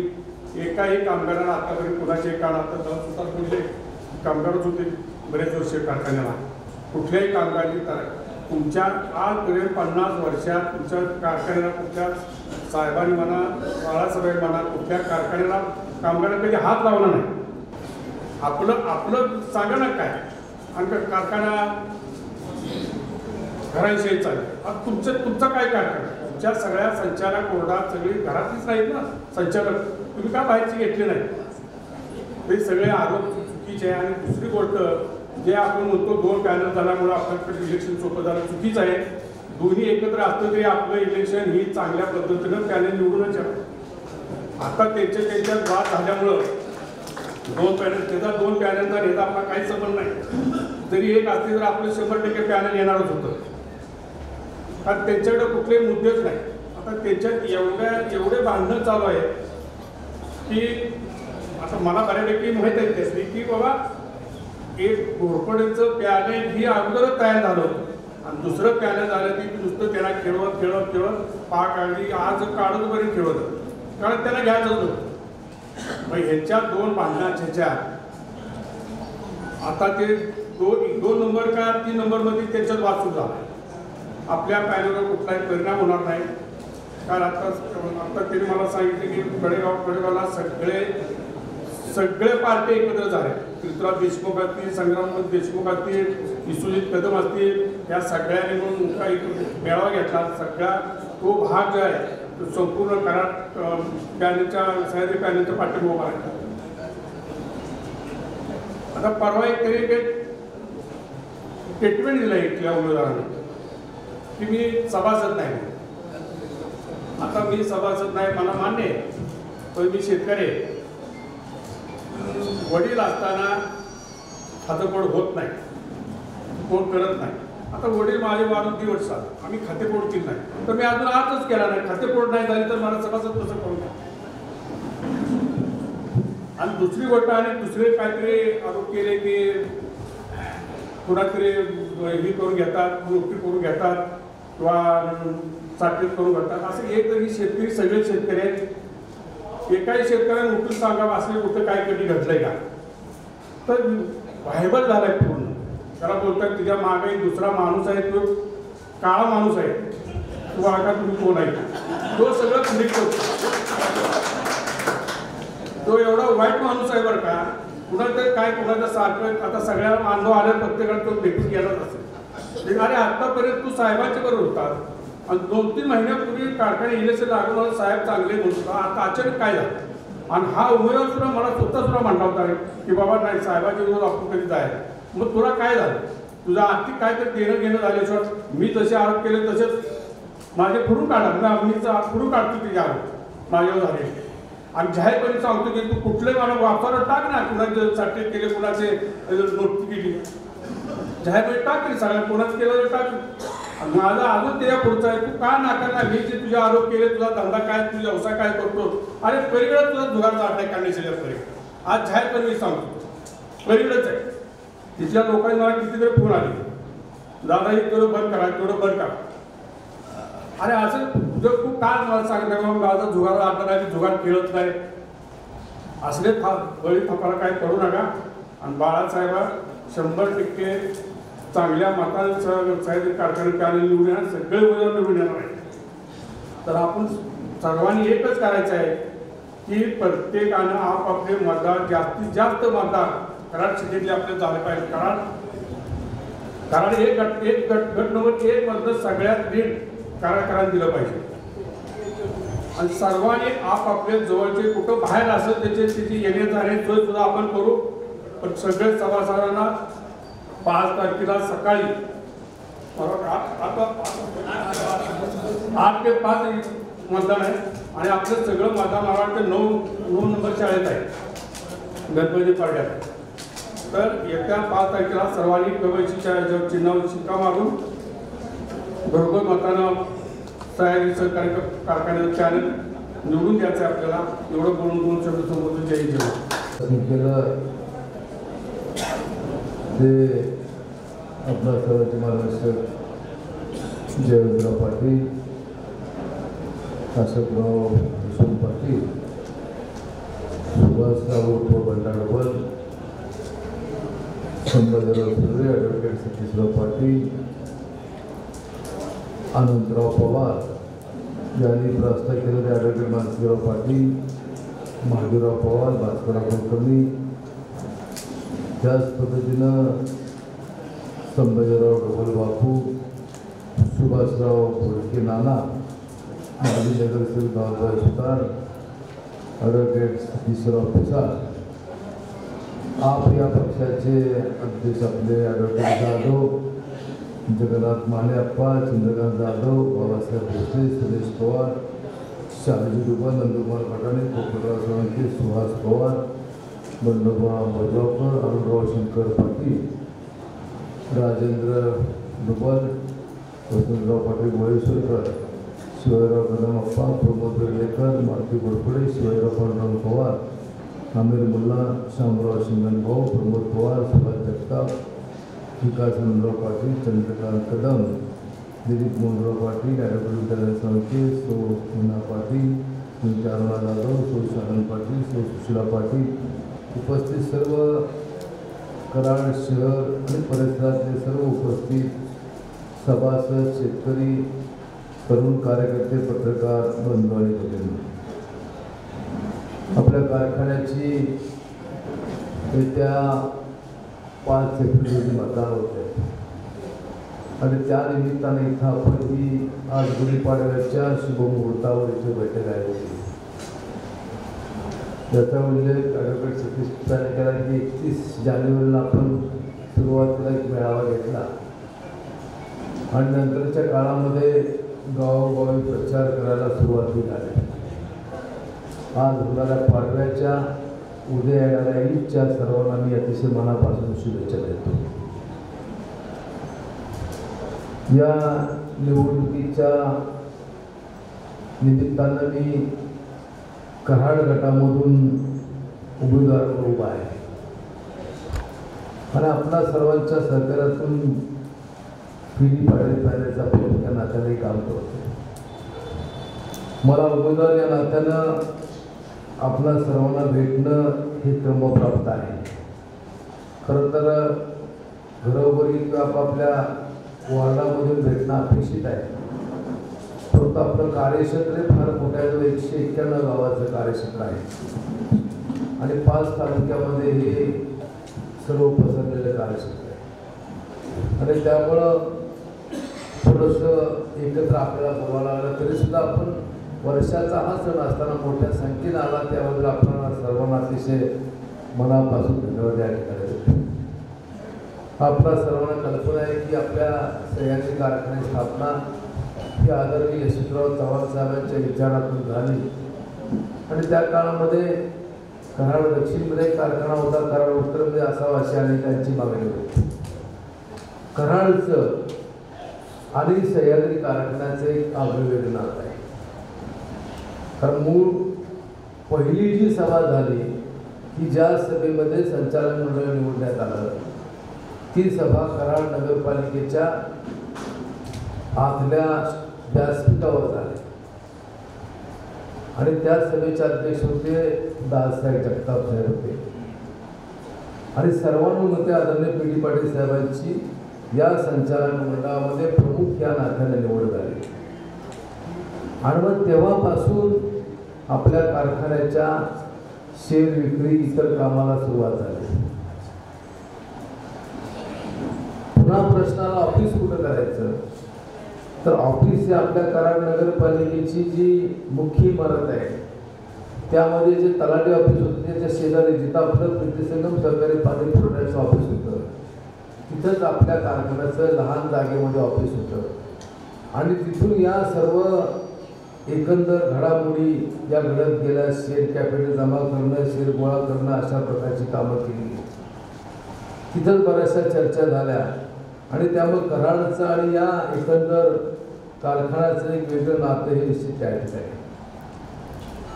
पहिला हंगाम आपण घेतला तो 74 साली घेतला आणि त्या वर्षी ऊसाची नोंद ही होती 3,395 हेक्टर नोंद. मी आकडे आपल्याला का सांगतोय तर त्या काळामध्ये 5 तालुके घेण्यात आले. का घेण्यात आले तर त्या काळामध्ये कारखाने विशेष नव्हते आणि जे काही कारखाने स्वतःच्या भागात निर्माण झाल्याशिवाय शेतकरी ऊस लावण्याची भूमिका कधी घेत नव्हते आणि त्यामुळं सुरुवातीला 3,395 हेक्टर नोंद होती. 1,58,000 क्रशिंग झालं. दुसऱ्या वर्षी 3,875 हेक्टर नोंद झाली. 2,234,000 टन एवढं त्या ठिकाणी गळीत झालं. हे 2 लाखाचं उद्दिष्ट पूर्ण केल्यानंतर आनंदीय चव्हाण साहेब आले आणि त्यावेळी त्यांनी सांगितलं की भविष्याचा विचार करता कारखान्याची विस्तारण करणं गरजेचं आहे. भले त्यामध्ये अडचणी येतील, परंतु हा निर्णय घेणं क्रमप्राप्त आहे. हे चव्हाण साहेबांनी 8 मे 76ला त्या ठिकाणी सांगितलं. तिथं लिहून ठेवलं. म्हणजे एवढी दूरदृष्टी आदरणीय यशवंतराव चव्हाण साहेबांची होती. मग कालांतरानं हा 12,500 टनाचा कारखाना 2,500 मेट्रिक टनात झाला, पुन्हा 5,000 टनात झाला, पुन्हा 7,500 टनात झाला.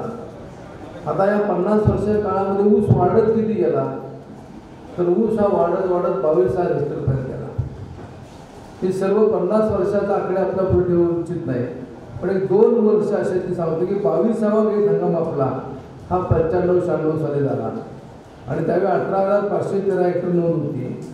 आपण गळीत केलं 12,50,748 क्विंटल त्या ठिकाणी गळीत केलं आणि 251 दिवस कारखाना चालला, 8 जुलैपर्यंत चालला. म्हणजे हे सहकारामधले कारखाना असल्यामुळे एवढा काळ कारखाना चालू शकतो. पुन्हा सातत्याने ऊसाची नोंद वाढत गेली, पण विशेषतः दुसरं एक वर्ष असं आहे की 13-14 वर्षाच्या अगोदर जर आपण बघितलं तर हेक्टरी उत्पन्न हे 100 टनाच्या खाली होतं. पण 13-14 सालापासून हे उत्पन्न 103 टन, कधी 109 टन, कधी 108 ton, 114 ton, 101 ton, 117 ton, 100 ton, 119 ton, 106 ton, 112 ton असं गेल्या वर्षी झालं. म्हणजे ऊसाचं क्षेत्र वाढलं, त्याचप्रमाणे हेक्टरी उत्पन्न वाढायला लागलं. आता आपण परवाही बघितलं असेल की AI नावाची टेक्नॉलॉजी नवी येते आणि त्या टेक्नॉलॉजीमध्ये एक असं आहे की साधारणपणे असा अंदाज आहे की सर्वसाधारण पवार साहेबांचा दृष्टिकोन असा आहे की 1,200 टनाच्या पुढं उत्पन्न झालं पाहिजे. आणि मग एवढं उत्पन्न झालं तर मग ऊसाचं गळीत कसं करायचं हा मोठा प्रश्न त्या ठिकाणी असतो. आणि मग त्यासाठी पण विस्तार करणं गरजेचं आहे. आपण सातत्याने प्रयत्न केला. 14 ते 21च्या काळामध्ये भाजप सेनेचं सरकार आलं, त्यावेळेस आपल्याला त्या ठिकाणी विस्ताराला परमिशन मिळालं नाही. 19 साली विशेषतः मला आमदार म्हणून पुन्हा संधी मिळाली. आदरणीय पवार साहेबांनी माझ्यावर या राज्याचं सहकार व पणन आणि जिल्ह्याचे पालकमंत्री म्हणून जबाबदारी दिली आणि ती जबाबदारी दिल्यानंतर मग आपल्या कारखान्याच्या विस्तार वाढीच्या फाईलवर मी स्वतः सही केली आणि मग टप्प्याटप्प्याने कामकाज सुरू झालं. पण एक DPR तयार केला, म्हणजे प्लॅन एस्टिमेट तयार केलं आणि ते तयार केल्यानंतर तिथं ज्यावेळेस आपण स्टेट लेवल परचेस कमिटी म्हणजे राज्यस्तरीय एक कमिटी असते. आता अनेक लोकांना हे माहीत नाही की एखाद्या कारखान्याची विस्तारण करायची असेल तर त्यासाठी त्या कारखान्याच्या कार्यक्षेत्रामध्ये ऊसाची उपलब्धता ही लागते आणि स्वतःची लागते. असं रेकॉर्ड दाखवता येत आहे की 50 किलोमीटर मला ऊस येणार आहे, तिकडून ऊस येणार आहे, असं त्या ठिकाणी नसतं. स्वतःच्या कार्यक्षेत्रामध्ये ऊसाची उपलब्धता, त्या कारखान्याची आर्थिक शिस्त, त्याचप्रमाणे त्या कारखान्याच्या संचालक मंडळामध्ये घेतलेलं कर्ज फेडण्याची पत आहे का हे पाहिलं जातं आणि मग विस्तार वाढीचा निर्णय होतो. हा असा उगीच सहजासहजी त्या ठिकाणी होत नाही आणि सर्व आर्थिक निकषामध्ये आपण असल्यामुळे आपल्याला परमिशन मिळाली. रशियाने युक्रेनचं युद्ध आलं आणि त्यामध्ये स्टीलचे दर वाढले, मग आपल्याला DPR बदलावं लागला, प्लॅन एस्टिमेट बदलावं लागलं आणि ते बदलून पुन्हा आपण स्टेट लेवल परचेस कमिटी किंवा राज्यस्तरीय कमिटीकडे गेलो आणि मग तिथं हा निर्णय घेण्यात आला. दुर्दैवानं आपण जर बघितलं तर दुर्दैवानं असं घडलं की 23 मे 23 रोजी एक मोठं वादळ झालं आणि नेमकं ते कारखान्याच्या एका विशिष्ट भागामध्ये झालं. पूर्वेकडून वादळ आलं आणि साधारणपणे जे स्ट्रक्चर उभं केलं होतं, शेड उभं केलं होतं, ते शेड त्या ठिकाणी जवळजवळ 20% शेड त्या ठिकाणी कोल्याप झालं. आणि मग अशा परिस्थितीमध्ये अनेक सेंटरवर मात करून आपण यावर्षी ते काम अंतिम टप्प्यामध्ये नेलं. बॉयलरचं ट्रायल त्या ठिकाणी घेण्यात आली, त्यामध्ये एक लहानसा अपघात झाला हे त्यानंतर मी सांगतो. आता मी तुम्हाला आपण कराडकर आहात, सर्व जाणकार आहात, सुज्ञ आहात. मूळ जो कारखाना आहे त्याचे जो फायबरायझर आहे म्हणजे जिथं ऊसाचा बारीक भुगा केला जातो, ज्या मिल आहेत, ज्या मिलमधून त्या ठिकाणी ऊसामधला जास्तीत जास्त रस काढला जातो, ते सगळं फिरत असताना त्याला स्टीमच्या म्हणजे वाफेच्या साहाय्यानं, टर्बाईनच्या साहाय्यानं फिरवलं जातं. आणि मग त्यामध्ये काय होतं की त्यामध्ये त्याची इफिशियन्सी कमी असते, मोडतोड जास्त होते. ही पूर्वीची टेक्नॉलॉजी आहे. परंतु अलीकडच्या काळामध्ये आपण बघितलं की 10-12 वर्षामध्ये तर अनेक कारखाने हे मोठा बॉयलर घेतात, त्याच्या माध्यमातून मोठ्या प्रमाणामध्ये वीज तयार केली जाते टर्बाईनच्या सहाय्याने आणि त्या विजेच्या आधारे हे फायबरायझर आणि या मिल फिरवलं जातं. मग आता आपला जो फायबरायझर आहे तो त्याला 1500 HP 2 मोटर 2 बाजूला आहेत, तो फिरवला जाईल आणि तो फिरवल्यानंतर त्याचा ऊसाचा बारीक भुगा होईल. नंतर 5 मिल आहेत, त्या 5ही मिलमध्ये तिथं आपण इलेक्ट्रिक ड्राईव्ह घेतला म्हणजे इलेक्ट्रिक मोटर आहे आणि त्यामुळं कमी मोडतोड होऊन किंवा नुकसान न होता आवाज कमी होऊन ऊसामधली जास्तीत जास्त रस हा त्या ठिकाणी काढला जाईल. अतिशय स्मूथपणे त्या ठिकाणी ते काम चालणार आहे आणि त्यामुळं गळीत चांगलं होणार आहे. पुढं शेजारी बाउलिंग हाऊस आहे ते आधुनिक आहे, तिथं नवीन टेक्नॉलॉजीचा वापर केलेला आहे. नंतर शुगर ग्रेडर आहे आणि हा पूर्ण नवीन प्लॅन्ट आहे. जुना जो आपला प्लॅन्ट आहे तो 2,500 टनाचा एक प्लॅन्ट आहे आणि दुसरा जो 5,000चा होता तो आपण 7,000 टनापर्यंत केलेला आहे. आणि मग 2,500चा प्लॅन्ट जो आहे तो 74 सालचा तो आपण बंद ठेवणार आहोत, त्याचे बॉयलर बंद ठेवणार आहोत. आणि शेजारी जो आपण 95-96 जो 5,000 टनाचा टाकला तो 7,000-7,500 चालतो तो प्लॅन्ट, तो बॉयलर चालू ठेवणार आणि हा नवीन प्लॅन्ट आपण चालू करणार आहे. आपल्याला आता कृषी लायसन आपण घेतले 11,000 टनाचे घेतलेलं आहे. आज सगळ्यात मोठा प्रश्न काय, मी जवळजवळ 80-85 गावामध्ये भेट दिल्या.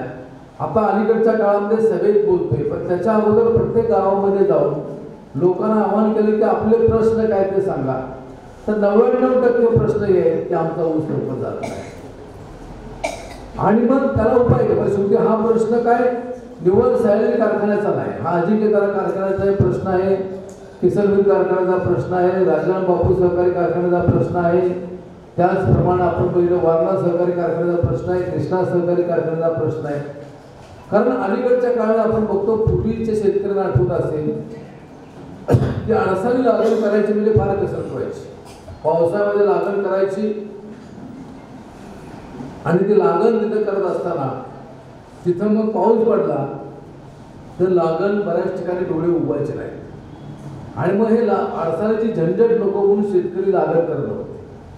पण अलीकडे शिवारामध्ये बऱ्याच शिवारामध्ये बऱ्यापैकी रस्ते झालेले आहेत, त्याचप्रमाणे पाणंद रस्ते झालेले आहेत आणि ऊसाची 3 डोळ्याची कांडी लावण्यापेक्षा रोप वाटिकेमधून रोपं आणायची लागण करण्याचा ट्रेंड हा वाढलेला आहे.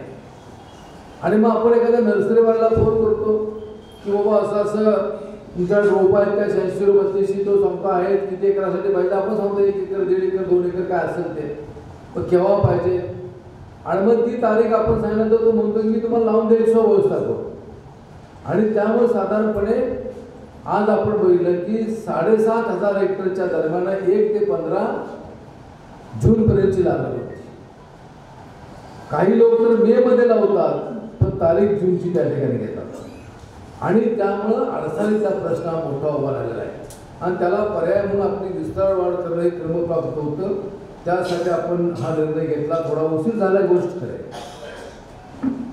आपण जरी 11,000 टनाचं लायसन घेतलं असेल तर त्याच्या 110% म्हणजे साधारणपणे 12,000 टनाचं गळीत चाललं पाहिजे आणि तेवढं गळीत चालण्यासाठी 13,500 टन ऊसाचं गळीत केलं पाहिजे. अशा प्रकारची व्यवस्था ही आपण करणार आहोत. आणि त्याचप्रमाणे आपण जे पोल्युशनचं जे लायसन असतं म्हणजे प्रदूषणाचं जे लायसन असतं ते आपण 13,200 टनाचं घेतलेलं आहे. म्हणजे अगोदर प्रयोजन केलं आहे की भविष्यामध्ये ऊस जेवढा वाढेल तेवढ्या प्रमाणामध्ये त्याची त्या ठिकाणी गळीत करण्याची आपण त्या ठिकाणी व्यवस्थाही केलेली आहे. त्याच पद्धतीनं आपण उच्च दराची परंपरा कायम ठेवलेली आहे, आपण सर्व जाणता. त्याच पद्धतीने वजन काटे आपल्या अचूक आहेत. मध्यंतरी साखर मोठ्या प्रमाणामध्ये शिल्लक ठेवली, आपण आपल्यावर टीका झाली, पण ती साखर विकल्यानंतर आपल्याला एवढा प्रचंड दर दिला की त्यावेळेस 2829 रुपये हा ॲव्हरेज महाराष्ट्रात दर होता. अशा वेळेला 3260 एवढा दर आपण त्या ठिकाणी दिला. आपली मूळची डिस्टरी आहे ते 50,000 लिटरचे, ते पूर्वी केव्हाच कर्जमुक्त झालेले आहे. नवीन केंद्र सरकारने त्या ठिकाणी एक योजना आणली की ज्यांना त्या ठिकाणी इथेनॉल तयार करायचं आहे त्यांनी जर इथेनॉल तयार केलं तर त्यासाठी असलेलं जे व्याज आहे त्या व्याजामधलं निम्म व्याज हे केंद्र सरकार सहन करेल आणि निम्म व्याज राज्य सरकार, निम्म व्याज कारखान्याने सहन करायचं. आणि त्याप्रमाणे 1 लाख लिटरचा इथेनॉलचा प्रकल्प आपण टाकला. गेल्या वर्षी तो चालला, त्याच्या आदल्या वर्षी आपले ट्रायल झाले. त्याची एकंदर DPR म्हणजे प्लॅन एस्टिमेट जे होतं नॅशनल फेडरेशनने केलं ते 132 कोटी 22 लाख रुपयाचं होतं. आपण तो प्रकल्प उभा केला 124 कोटी 4 लाखामध्ये आपण उभा केला, म्हणजे 8 कोटीची तिथं बचत केली. आणि आत्तापर्यंत आपण त्याची कर्जाची परतफेड 35 कोटी आणि 40 लाख कोटी केली आहे. म्हणजे 3 वर्षामध्ये हा प्रकल्प नील करायचा आहे. कर्ज कुणाला मिळतं, ज्याची पत आहे, ज्याची ऐपत आहे त्याला त्या ठिकाणी कर्ज मिळतं. आणि त्यामुळं या प्रकल्पातून आपल्याला चांगल्या प्रकारचा दिलासा मिळाला आहे. पुढच्या वर्षीपासून, या वर्षी आता 55 लिटरची डिस्ट्री आपण बंद केली कारण आपल्याला बोलायचं नव्हतं, पण पुढच्या वर्षीपासून 50,000 लिटरची जी डिस्ट्री RSCA करण्याची आणि हे 1 लाख लिटरचं जे इथेनॉल होतं ते इथेनॉल, आणि जर केंद्र सरकारनं सांगितलं की तुम्हाला इथेनॉल करता नाही तर RSCA अशा प्रकारचं काम हे आपण त्या ठिकाणी करणार आहोत. त्यामुळे पुढच्या वर्षी साधारणपणे 1,50,000 लिटर म्हणजे त्याच्या दसपट अधिक म्हणजे 1,60,000च्या दरम्यान आपण हे प्रोडक्शन आपलं तयार होणार आहे. दर दिवसामध्ये ते प्रोडक्शन त्या ठिकाणी तयार होणार आहे. त्याच पद्धतीने आपण जी विस्तार वाढ केली ती विस्तार वाढ करत असताना त्या ठिकाणी आपण एक नवीन टेंडर उभा केला ज्याची माहिती आपल्या सर्वांना आहे. आता काय झालंय की थोडंसं नाही म्हणलं तर आपल्या कारखान्यानं सातत्यानं एक दराची परंपरा कायम ठेवलेली आहे. आणि त्यामुळे बऱ्याच वेळा असं होतं की माझ्याबद्दल बोललं जातं की हा कुणाचा ऐकत नाही, निर्णय स्वतःच घेतो. म्हणजे बाहेरचे लोक म्हणतात, आपले लोक म्हणत नाही. बऱ्याच लोकांचं काय म्हणणं असतं की तुम्ही या, आपण दर ठरवू. मी त्यांना काय सांगतो की बाबा माझा जो निघेल तो मी देतो ना, मी तुमचा निघेल तर तुम्ही द्या. पण बऱ्याच लोकांचा प्रयत्न असतो की आपण एका पातळीवर कुठं यावं. माझं काय म्हणणं असतं, जर माझ्या कारखान्यामध्ये बचत होत असेल, चांगल्या प्रकारचं काम कर्मचारी अधिकारी करत असतील, आम्ही चांगलं लक्ष देऊ असतो, तर कशासाठी आपण त्या ठिकाणी मागं राहायचं. म्हणून नेहमी आपण उच्च दराची परंपरा ठेवलेली आहे. आता या ठिकाणी आपण जर बघितलं तर आम्ही काय सांगतोय की साधारणपणे 11,000 टनाने कारखाना चालवायचा आहे, त्याच्या 110% म्हणजे 12,000 टनाने चालेल. आणि त्यासाठी आपण कर्ज उभं केलं. कर्ज घेत असताना सुद्धा तिथं बँकाचे निकष असतात आणि त्या निकषाप्रमाणे कर्ज त्या ठिकाणी उपलब्ध करून दिलं जातं. आणि मग आपल्याला कर्ज उपलब्ध करून दिलं. आपला साधारणपणे जी कॉस्ट आहे ती कॉस्ट साधारणपणे एस्टिमेट जे DPR नुसार आहे ते 448 कोटी 21 लाख आहे. आता विरोधी बाजूकडून प्रचार केला जातो की 750 कोटीचं कर्ज यांनी घेतलेलं आहे. मग आमचं म्हणणं एवढं कर्ज आहे, एवढं जर भीती घालतात तर कशाला इकडे वाकडाने जर बघताय. तुमचा उद्योग तुम्ही बघा त्या ठिकाणी, आम्ही सक्षम आहोत त्या ठिकाणी. आता एक तुम्हाला सांगतो की 448 कोटी 21 लाखाचं आपलं DPR म्हणजे एस्टिमेट त्या ठिकाणी. प्रत्यक्ष आपण आतापर्यंत खर्च किती केला आहे तर 384 कोटीचा आपण खर्च केला आहे. म्हणजे अजूनही 100% कर्ज घेतलं नाही, आपला प्लॅन जवळजवळ पूर्ण झालेला आहे. मध्यंतरी बॉयलर आपण चालू केला, त्या बॉयलरच्या टेक्निक प्रमाणे साधारणपणे त्या बॉयलरमध्ये जी काही गंज असतो किंवा बर असते ती तिथं मोठ्या प्रमाणामध्ये स्टीम तयार करून ती हवेमध्ये सोडली जाते. त्याला ब्लो म्हणजे बाहेर करणे, बाहेर स्टीम सोडणे असं म्हणतात. आणि साधारणपणे 25 वेळा ती हवेमध्ये सोडली जाते आणि 16 वेळा ती हवेमध्ये सोडली, साधारणपणे 10-12 वेळा सोडल्यानंतर त्या सायन्सची पाईपलाईन स्टीलची प्लेट आत लावली जाते, 3 बोटाची प्लेट असते आणि मग एकदा तो ब्लो झाला, 2दा ब्लो झाला की ते खोलून बघितलं जातं. त्या स्टीलच्या प्लेटवर जर बर आलं असेल तर याचा अर्थ समजायचा की अजून बॉयलरमध्ये त्या ठिकाणी काही प्रॉब्लेम्स आहेत किंवा बर आहे. मग ती जोपर्यंत बाहेर जात नाही तोपर्यंत मग ती स्टीम टर्बाईनला जोडायची नाही, कारण टर्बाईन हा अतिशय नाजूक प्रकार आहे आणि मग तिथून त्या ठिकाणी वीज तयार करायची आणि आपला फायबरायझर वीज चालवायची, अशा प्रकारची अट आहे. आपण जो टर्बाईन घेतला तो 18 मेगावॅटचा घेतलेला आहे. आपल्याला जे आता वीज लागणार आहे ती 12 मेगावॅट लागणार आहे आपल्या या नवीन प्रकल्पासाठी आणि नवीन प्रकल्पासाठी तिथं तेवढे वीज आपण घेत असताना 6 मेगावॅट शिल्लक राहील. ती काय शिल्लक होती तर भविष्यामध्ये जो आपला टेक्सनाईकचा जो प्लॅन्ट सुरू आहे 7,000-7,500 टनाने, तो आता टर्बाईनच्या सहाय्याने फिरला जातो आणि भविष्यामध्ये आपण त्याला इलेक्ट्रिक ड्राईव्ह बसवायचे आहे, इलेक्ट्रिक मोटर बसवायचे आहेत की जेणेकरून ते 7,000चं क्रशिंग हे 9,000पर्यंत जाईल. कारण एक लक्षामध्ये घ्या की दिवसेंदिवस हेक्टरी उत्पन्न वाढत चाललेलं आहे. महाराष्ट्राचा चांगली शेती येते, त्या नवीन टेक्नॉलॉजी त्या आणि त्यामुळं गळीत करणं हे मोठं आव्हान आहे. पूर्वी कसं होतं, आपण क्रिकेट सगळेजण जाणता, क्रिकेटची कसोटी 5 दिवस चालवायची. आता कसोटी कोण बघत, आता 20-20 बघतात. त्यामुळे आता कारखाने हे कमी वेळामध्ये जास्त गळीत करणं याकडे सर्वांचा कल आहे आणि महाराष्ट्रामध्ये आज आपण बघतोय की अनेक खाजगी कारखाने हे जर बघितले तर त्यांनी स्वतःची विस्तार वाढ मोठ्या प्रमाणात केली आहे.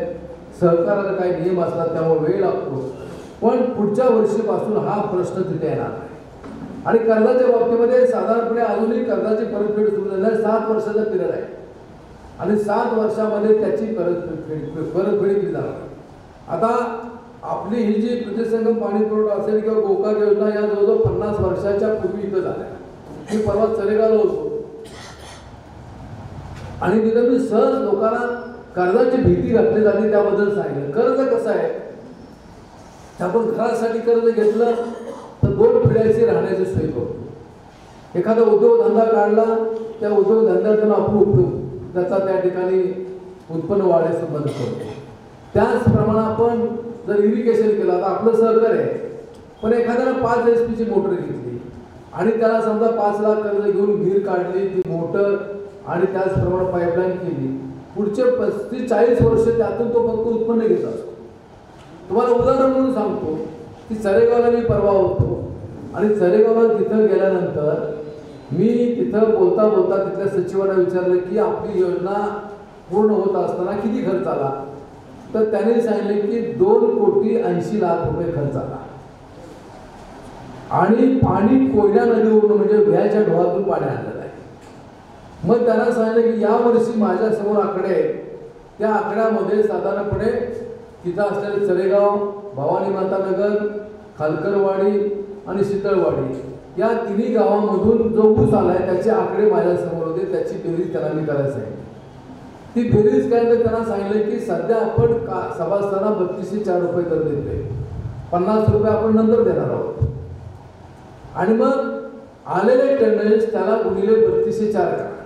त्या सचिवानं ते केलं आणि 15 कोट्यांनी वर काहीतरी आकडा त्या ठिकाणी झाला.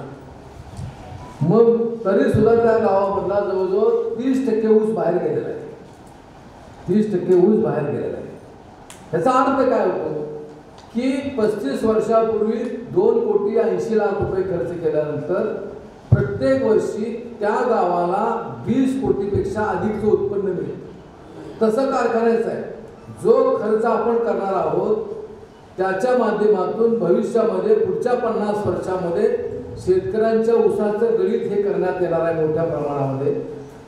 हे गळीत करत असताना त्यामध्ये अतिशय स्मूथपणे केलं जाईल. त्याचप्रमाणे चांगल्या प्रकारचा बॉयलर वापरल्यामुळं बगॅसचं सेव्हिंग होईल. आता बगॅसचा दर मला आठवतंय की एकेकाळी 1 रुपये टनाने आपण घेऊन जावं असं मागं लागत होतो. आज जवळजवळ 2,500 रुपये टनाने बगॅस दिला जातो आणि त्यामुळे बगॅसचं जे सेव्हिंग होईल त्याच्या माध्यमातून साधारणपणे या नवीन प्लॅन्टमध्ये 9 ते 10 कोटी रुपये मिळतील एवढं उत्पन्न मिळेल. म्हणजे उत्पन्न हे सातत्यानं वाढत जातं.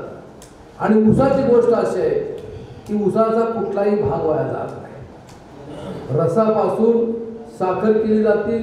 साखर तयार करत असताना जे मोलॅसेस तयार केलं जातं त्यातून त्या ठिकाणी RACN इथेनॉल तयार केलं जातं. प्रेसमड खत म्हणून वापरलं जातं. राख सुद्धा विकत घेतली जाते. त्याच पद्धतीने स्पेंडवॉश जे आहे ते काही लोक शेतामध्ये टाकतात, महाराणा शेती तिथे टाकतात. ते स्पेंडवॉश ज्या टाकीमध्ये साठवलं जातं त्या टाकीमध्ये त्याचा खाली स्लज साठवून राहतो. तो स्लज सुद्धा वीट भट्टी मालक त्या ठिकाणी घेऊन जातात आणि विटेच्या भट्टी रचत असताना त्याला थर देतात, विटेचा कलर चांगला यावा. हे कुठलीही गोष्ट वाया जात नाही आणि अशा प्रकारची ही इंडस्ट्री आहे. आणि या इंडस्ट्रीमध्ये सरकारच्या माध्यमातून खऱ्या अर्थानं आपण पाहिलं तर आपल्या स्वतःच्या असेल किंवा आपल्या परिसरामध्ये सुद्धा अनेकांच्या जीवनामध्ये आर्थिक परिवर्तन झालेलं आहे. कारखान्याच्या माध्यमातून मोठ्या प्रमाणामध्ये लिफ्ट इरिगेशन उभ्या झाल्या. 32 लहान मोठ्या लिफ्ट इरिगेशन उभ्या राहिल्या. त्याच्या माध्यमातून अनेक शेतकऱ्यांच्या जीवनामध्ये आर्थिक परिवर्तन निश्चित घडलेलं आहे. आणि ही परंपरा पुढे चालू ठेवण्यासाठी आपण सर्वांनी पीडी पाटील पॅनलला सहकार्य करावं अशी विनंती या निमित्तानं आपला सर्वांना या ठिकाणी करतो. कारखान्याच्या कार्यक्षेत्रामध्ये मग हनुमानवाडी धनगर योजना असेल, कनेरचं धरण असेल, उरमुडे असेल, धोम तागरी याच्या माध्यमातून सुद्धा पाणी येतं, त्याचाही फायदा होतो. कोयना धरणामधून जे पाणी येतं ते सुद्धा कृष्णेला येतं. कोयना नदी काठला आपण चांगल्या स्कीम केलेल्या आहेत. त्याच पद्धतीनं ते चांगल्या प्रकारचं काम आपण केलं आहे. आपण आता 50 वर्ष पूर्ण झाल्यानंतर आपण एक निर्णय घेतला की आता काय होतं की बऱ्याच सभासदांना कारखान्यावर जाऊन साखर आणणं हे तसं अडचणीचं ठरतं. आणि म्हणून एक निर्णय आपण संचालक मंडळाने घेतलेला आहे की येत्या आर्थिक वर्षापासून आपण सभासदांना त्यांच्या शेअरच्या रूपामध्ये साखर ही गाव पोच मोफत देण्याची घोषणा केली आहे. ही मागच घोषणा केलेली आहे. या आर्थिक वर्षामध्ये अनेक वर्ष शेतकऱ्यांची मागणी होती, त्यामुळे तेही काम त्या ठिकाणी केलं जातं. ते देत असताना सुद्धा आपण चांगल्या प्रतीची अशी साखर त्या ठिकाणी देणार आहोत. आपण काय साखर कुठली त्या ठिकाणी देणार नाही. कारखान्याची गोडाऊनची क्षमता 11 लाख क्विंटलची आहे. पूर्वी साखर जास्त झाली म्हणून आपण रस्त्यावर ठेवली किंवा इमारतीच्या समोर ठेवली, त्यावर टीका झाली. पण पुन्हा ज्यावेळेस साखर विकली त्यावेळेस आपल्याला त्यातून मोठ्या प्रमाणात फायदा झाला आणि त्यामुळे 32,000 तेवढा दर आपण मिळू शकलो. आणि म्हणून या नवीन विस्तारवाडीमध्ये आपण काय केलंय की वजन काटे नवीन, गव्हाण नवीन, त्याच्या क्रेन नवीन, त्याचा फायबरायझर, त्याच्या मिल नवीन, बॉइलिंग हाऊस नवीन, बॉयलर नवीन, टर्बाईन नवीन आणि 3.5 लाख क्विंटलचं एक आणि 1.5 लाख क्विंटलचं एक असं 5 लाख क्विंटलचं गोडाऊन बांधतोय आपण. ते बांधलेले आहे ते, म्हणजे ते काम पूर्ण झाले. म्हणजे 11 + 5 16 लाख क्विंटल साखर आपली राहू शकेल अशा प्रकारचं काम आपण त्या ठिकाणी केलं आहे. कोरोना काळामध्ये सुद्धा चांगल्या प्रकारचं सॅनिटरी आपण तयार केलं. त्याच पद्धतीने ऑक्सिजनचा प्लॅन्ट सुरू करण्यासाठी मदत केली. एक कोरोनाच्या पेशंटसाठी विलगीकरण कक्ष आपण सुरू केला. त्याच पद्धतीनं आपण एक कारखान्याच्या कार्यक्षेत्रावर एक कृषी अभियांत्रिकी महाविद्यालय चालू केलं, तसंच कृषी विद्यालय सुद्धा चालू केलं. आणि त्यामुळं परिसरातल्या मुलामुलींची चांगल्या प्रकारची सोय ही निश्चित झालेली आहे. आपल्या या निवडणुका या खरं तर सर्व पक्षविरोधी होतात. त्याचा अशोकदादांनी उल्लेख केला. काँग्रेसच्या अनेक मंडळींनी सहकार्य करण्याची भूमिका घेतलेली आहे आणि सर्व ठिकाणी भूमिका त्या ठिकाणी चांगला निर्णय त्यांनी घेतला. मी काल कडेगाव तालुक्यामध्ये होतो आणि कडेगाव तालुक्यामध्ये काल सभा होती. डॉक्टर विश्वजित कदम हजर होते आणि पृथ्वीराज देशमुख यांचे कार्यकर्ते, संग्राम देशमुख यांचे कार्यकर्ते सर्व उपस्थित होते आणि फार मोठा मेळावा झाला. 2000 लोक त्या ठिकाणी हजर होते. आपले त्या तालुक्यावर मोठ्या प्रमाणात सभा असते आणि तिथं सुद्धा चांगल्या प्रकारचं मतदान होणार आहे. अशीच परिस्थिती खटाव तालुका असेल, कोरेगाव तालुका असेल, सातारा असेल, आपला कराड तालुका यामध्ये थोडंसं काय घडलं की विधानसभेला पराभव झाल्यानंतर काही लोकांना असं वाटलं की कारखान्याकडे जायचं. त्यांच्या कारखान्यात तर 28 रुपये आणि ते म्हणतात की आम्ही 3204 असल्या कारखाने निवडून आणणार. बरं, घेताना सर्वांना ज्यांनी आपल्याला सहकार्य केलं त्यांना बाजूला टाकलं आणि त्या संघर्षामध्ये 3 पॅनल झाले. मी तुम्हाला खात्री देतो, आता काय लोक म्हणतात की 3 पॅनल तुमचं बरं झालं असं नाही. मी तुम्हाला ठामपणे सांगतो, मी तुमचा प्रतिनिधी सांगतो की सह्याद्रीच्या बाबतीमध्ये सर्व कार्यक्षेत्रामध्ये अतिशय चांगली भावना आहे आणि समोर कोणीही आलं काय आलं तर सातत्यानं सभासदांनी पीडी पाटील पॅनल विश्वास व्यक्त केला आहे. त्यामुळे त्याचीच पुनरावृत्ती यावेळी होईल आणि चांगल्या मतानं आपल्या पॅनल त्या ठिकाणी होईल. आपण विशेषतः कराडकरांनी सुरुवात केली. कराडकरांनी जसं कारखान्याची सुरुवात ही कराड परिसरातून झाली, तशाच पद्धतीनं आपण पहिला मेळावा इथे घेतला आणि तिथून खऱ्या अर्थानं गती ही प्राप्त झाली. त्याच पद्धतीनं आपण मयत वारस सभासदाबद्दल काही आरोप केले जातात की ज्यांची प्रकरणं परिपूर्ण अशी आली ती प्रकरणं पूर्ण करण्याची भूमिका आपण घेतो. परंतु अलीकडच्या काळामध्ये काही ठिकाणी भाऊ सही देत नाही, बहीण हक्क संरक्षण देत नाही आणि त्यामुळे काही प्रकरणं ही प्रलंबित राहतात. ती साधारणपणे 1196 प्रकरणं आहेत. आता काय झालं की बरीचशी मंडळी ही नवीन ट्रेंड आलाय की मुलं मुली ही पुण्या मुंबईला ठाण्याला नगरला बेंगलोरला असतात, मग त्यांच्याकडे पालक जातात आणि तिकडे गेल्यामुळे इथे शेती कुणी करायची हा प्रश्न असतो. त्यामुळे अनेकांनी शेती दुसऱ्याला दिलेली आहे, त्यामुळे सुद्धा काही शेर राखू राहिलेले आहेत. पण ही प्रकरणं सुद्धा पूर्ण केली जाते अशी खात्री किंवा विश्वास या निमित्तानं देतो. आता विरोधी बाजूकडून काही टीका टिप्पणी केली जाते. कर्जाच्या बाबतीत मी तुम्हाला सांगितलं की 750 हे कर्ज नाही. आणि दुसरं एक तुम्हाला सांगतो की दुसरं कर्ज एक आहे ते त्याचा आकडा ते आणतात, त्याची गल्लत करतात. कारखान्यामध्ये कसं असतं की साखरेचं एक पोतं उडवलं गेल्यानंतर त्याला राज्य सहकारी बँक आणि जिल्हा बँक एक ठरवते की त्याला एवढी रक्कम द्यायची. त्याचं मूल्यांकन केलं जातं, ॲव्हरेज दर धरला जातो. आणि आता असं आहे की सर्व बँकांनी एका साखरेच्या पोत्याची किंमत ही 3400 रुपये धरलेली आहे. आणि 3400 रुपये धरल्यानंतर कारखान्याला उपलब्ध करून देत असताना त्याच्या 90% रक्कम दिली जाते, 10% रक्कम व्याजाला ठेवली जाते. आता साखर 3400 जाते का नाही, आता साखर 3600, 3650, 3700 रुपयेपर्यंत साखर केली आहे. आपल्या अलीकडच्या काळामध्ये एमचं प्रमाण जास्त आहे, ते जवळ 30% पुढे आहे आणि एमला तर जवळ 100 रुपयाचा फरक अधिक चालू आहे. त्यामुळे साखर ही साधारणपणे 3600 रुपयाच्या पुढे जाते. पण सरकारनं नियम केलाय त्याप्रमाणे 3400 रुपये व्हॅल्युएशन केलं जातं. आणि मग 10% रक्कम जर त्या ठिकाणी वजा केली, बँकेने व्याजासाठी घेतली, तर आपल्याकडे पोती आता आहेत गेल्या 23 तारखेला, कालच्या 23 मार्चला 9,71,086 क्विंटल साखर आपल्याकडे गोडावली आहे.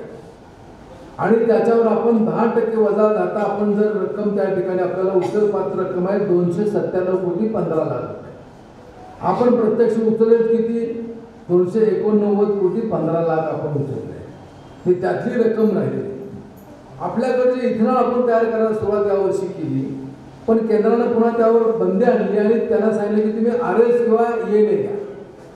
आणि मग जे इथेनॉल आपण जे दिलं ते 64 लाख लिटर झालं. त्यापैकी शिल्लक आहे 20,74,638 लिटर आपल्याकडे शिल्लक आहे. आणि त्याच्या दर आहे 60 रुपये 73 पैसे लिटर आहे. बाजार भावाप्रमाणे त्याची किंमत आता होत्या 12,61,00,000 रुपये. त्याच्यावर 1 रुपयाचं कर्ज नाही, ते आपल्याकडे रक्कम एवढी शिल्लक आहे.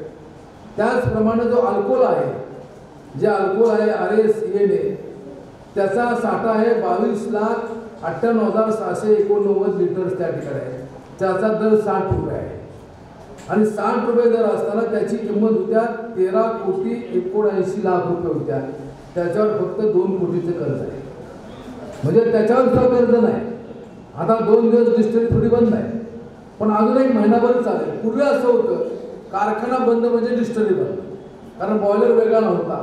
आपण या नवीन डिस्ट्रीमध्ये एक नवीन बॉयलर घेतलेला आहे की ज्या बॉयलरमध्ये बगॅस बरोबर जे स्पेंड वॉश आहे, जे खराब पाणी ते जाळलं जातं आणि त्यामुळे त्या चिमणीमधून जो धूर निघतो तो पांढरा धूर निघतो. बचत काय होते आपली की बगॅसचं सेविंग होतं, मग तो बगॅस आणि मोलाचे शिल्लक आहे. त्यामुळे इथून पुढं जवळ 1 महिनाभर ती डिस्ट्री चालेल आणि दर दिवशी त्याचं उत्पन्न हे 1 लाख लिटरपेक्षा अधिकच आहे. आणि त्यामुळं तोही फायदा आपल्याला भविष्यामध्ये होणार आहे. त्यामुळं कारखाना हा आर्थिकदृष्ट्या अतिशय सक्षम अशा प्रकारचा कारखाना आहे. आपण सर्वांनी आतापर्यंत 6 तारीख सहकार्य दिलं आहे. आता काही प्रचार अपप्रचार त्या ठिकाणी केला जातो. आता सभासदाच्या बाबतीमध्ये एक आहे की आपण जर बघितलं तर सभासद करत असताना आपण ज्यांनी ऊस घातला, त्यांनी खातेफोड केली, त्यांना त्या ठिकाणी